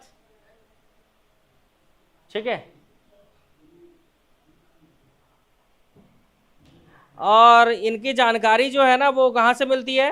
दुर्ग और बालाघाट के सरहदी ग्राम से प्राप्त जो ताम्रपत्र है, राघोली ताम्रपत्र, राघोली ताम्रपत्र। ठीक है, तो ये भी गलत।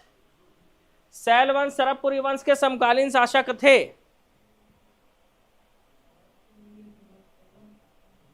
तो इन्होंने सरभपुरी वंश के स्थान पर छत्तीसगढ़ के कुछ क्षेत्रों में शासन किया था, और ये 7वीं 8वीं शताब्दी में थे और सरभपुरी 5वीं 6वीं में थे, तो समकालीन होंगे। उसके बाद आए थे, तो ये भी गलत हो गया। तो सही कथन, तो इसमें पूछा होगा असत्य कथन। 1 2 3 तीनों ही क्या है? असत्य। ठीक है, ऑप्शन डी। शैल वंश शासन छत्तीसगढ़ के किस जिले के अंतर्गत था? तो ये कहां पर शासन कर रहे थे भाई? दुर्ग क्षेत्र में शासन कर रहे थे। कहां शासन कर रहे थे? दुर्ग क्षेत्र में। ठीक है, हाँ, दुर्ग क्षेत्र में। इस वंश का अंतिम शासक पृथ्वीवर्धन था? नहीं, इस वंश का अंतिम शासक जयवर्धन था। जयवर्धन ने राघोली के समीप खद्दिका नामक गांव को सूर्य मंदिर के लिए दान में दिया था। तो इसने विंध्य प्रदेश को तो जीता था। ठीक है, और राघोली ताम्रपत्र से यह पता चलता है कि इसने विंध्य प्रदेश को जीता था, ना कि कोई गांव दान में दिया था, इसलिए यह भी गलत हो गया। तो ना ही एक सही है और ना ही 2 सही है, डी होगा। ठीक है, ऑनलाइन वाले भी डी बोल रहे हैं। शैल वंश के शासक पृथ्वीवर्धन, जयवर्धन, श्रीवर्धन भी था, राज्यवर्धन नहीं था। 1 2 4। पाली का शिव मंदिर दक्षिण कौशल की शैली में, यहां काम कला का चित्रण मिलता है। इस मंदिर के दीवारों और स्तंभों पर श्री जाजल्य देवस्य कीर्ति लेख उल्लेखित है।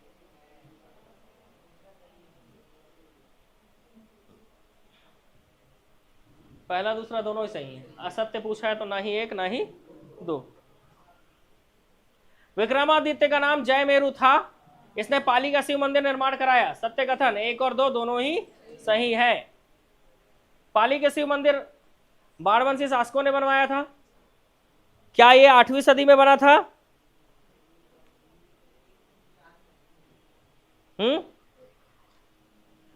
ये भगवान शिव का मंदिर है, जीर्णोद्धार जाजल्य देव ने करवाया था। तो ये दोनों तो सही।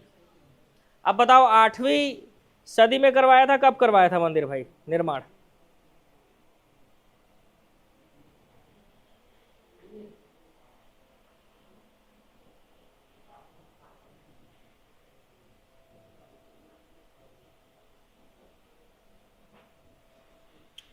तो ये मंदिर, ये वाला पॉइंट गलत हो जाएगा। 1 3 4 सही होगा, क्योंकि मंदिर 9वीं शताब्दी में बना था। मंदिर कब बना था? 9वीं शताब्दी में बना था। ठीक है, मंदिर कब बना था? 9वीं शताब्दी में बना था। बाणवंशी शासक का शासन क्षेत्र कोरबा में था। इसकी राजधानी पाली थी। दोनों ही सही है। सही पूछा है, दोनों सही। बाणवंश का संस्थापक विक्रमादित्य था। इस वंश का सर्वाधिक प्रतापी शासक जो है वो कौन था भाई? मल्लदेव। तो यहां पर आंसर क्या आएगा? दोनों ही कथन गलत है। 1 और 2 दोनों ही गलत है, क्योंकि बाणवंश का प्रतापी शासक, बाणवंश का संस्थापक ये था। प्रतापी शासक, ये था, उल्टा लिखा हुआ है, ठीक है, उल्टा लिखा हुआ है। आगे मामला समझ में, ठीक है। इसके बाद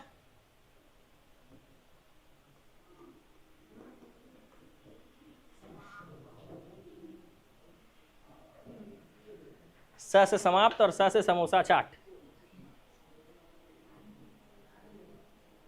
कितना तेजी से कान खुल जाता है भाई। तो फाइनली हमने क्वेश्चन जो है वो समाप्त कर दिया, और आज का जो टारगेट था वो यही था, क्षेत्रीय राजवंश कंप्लीट, क्षेत्रीय राजवंश, ठीक है। क्षेत्रीय राजवंश को आज क्या करना था भाई, हमको कंप्लीट करना था, और वो हमने कंप्लीट कर लिया।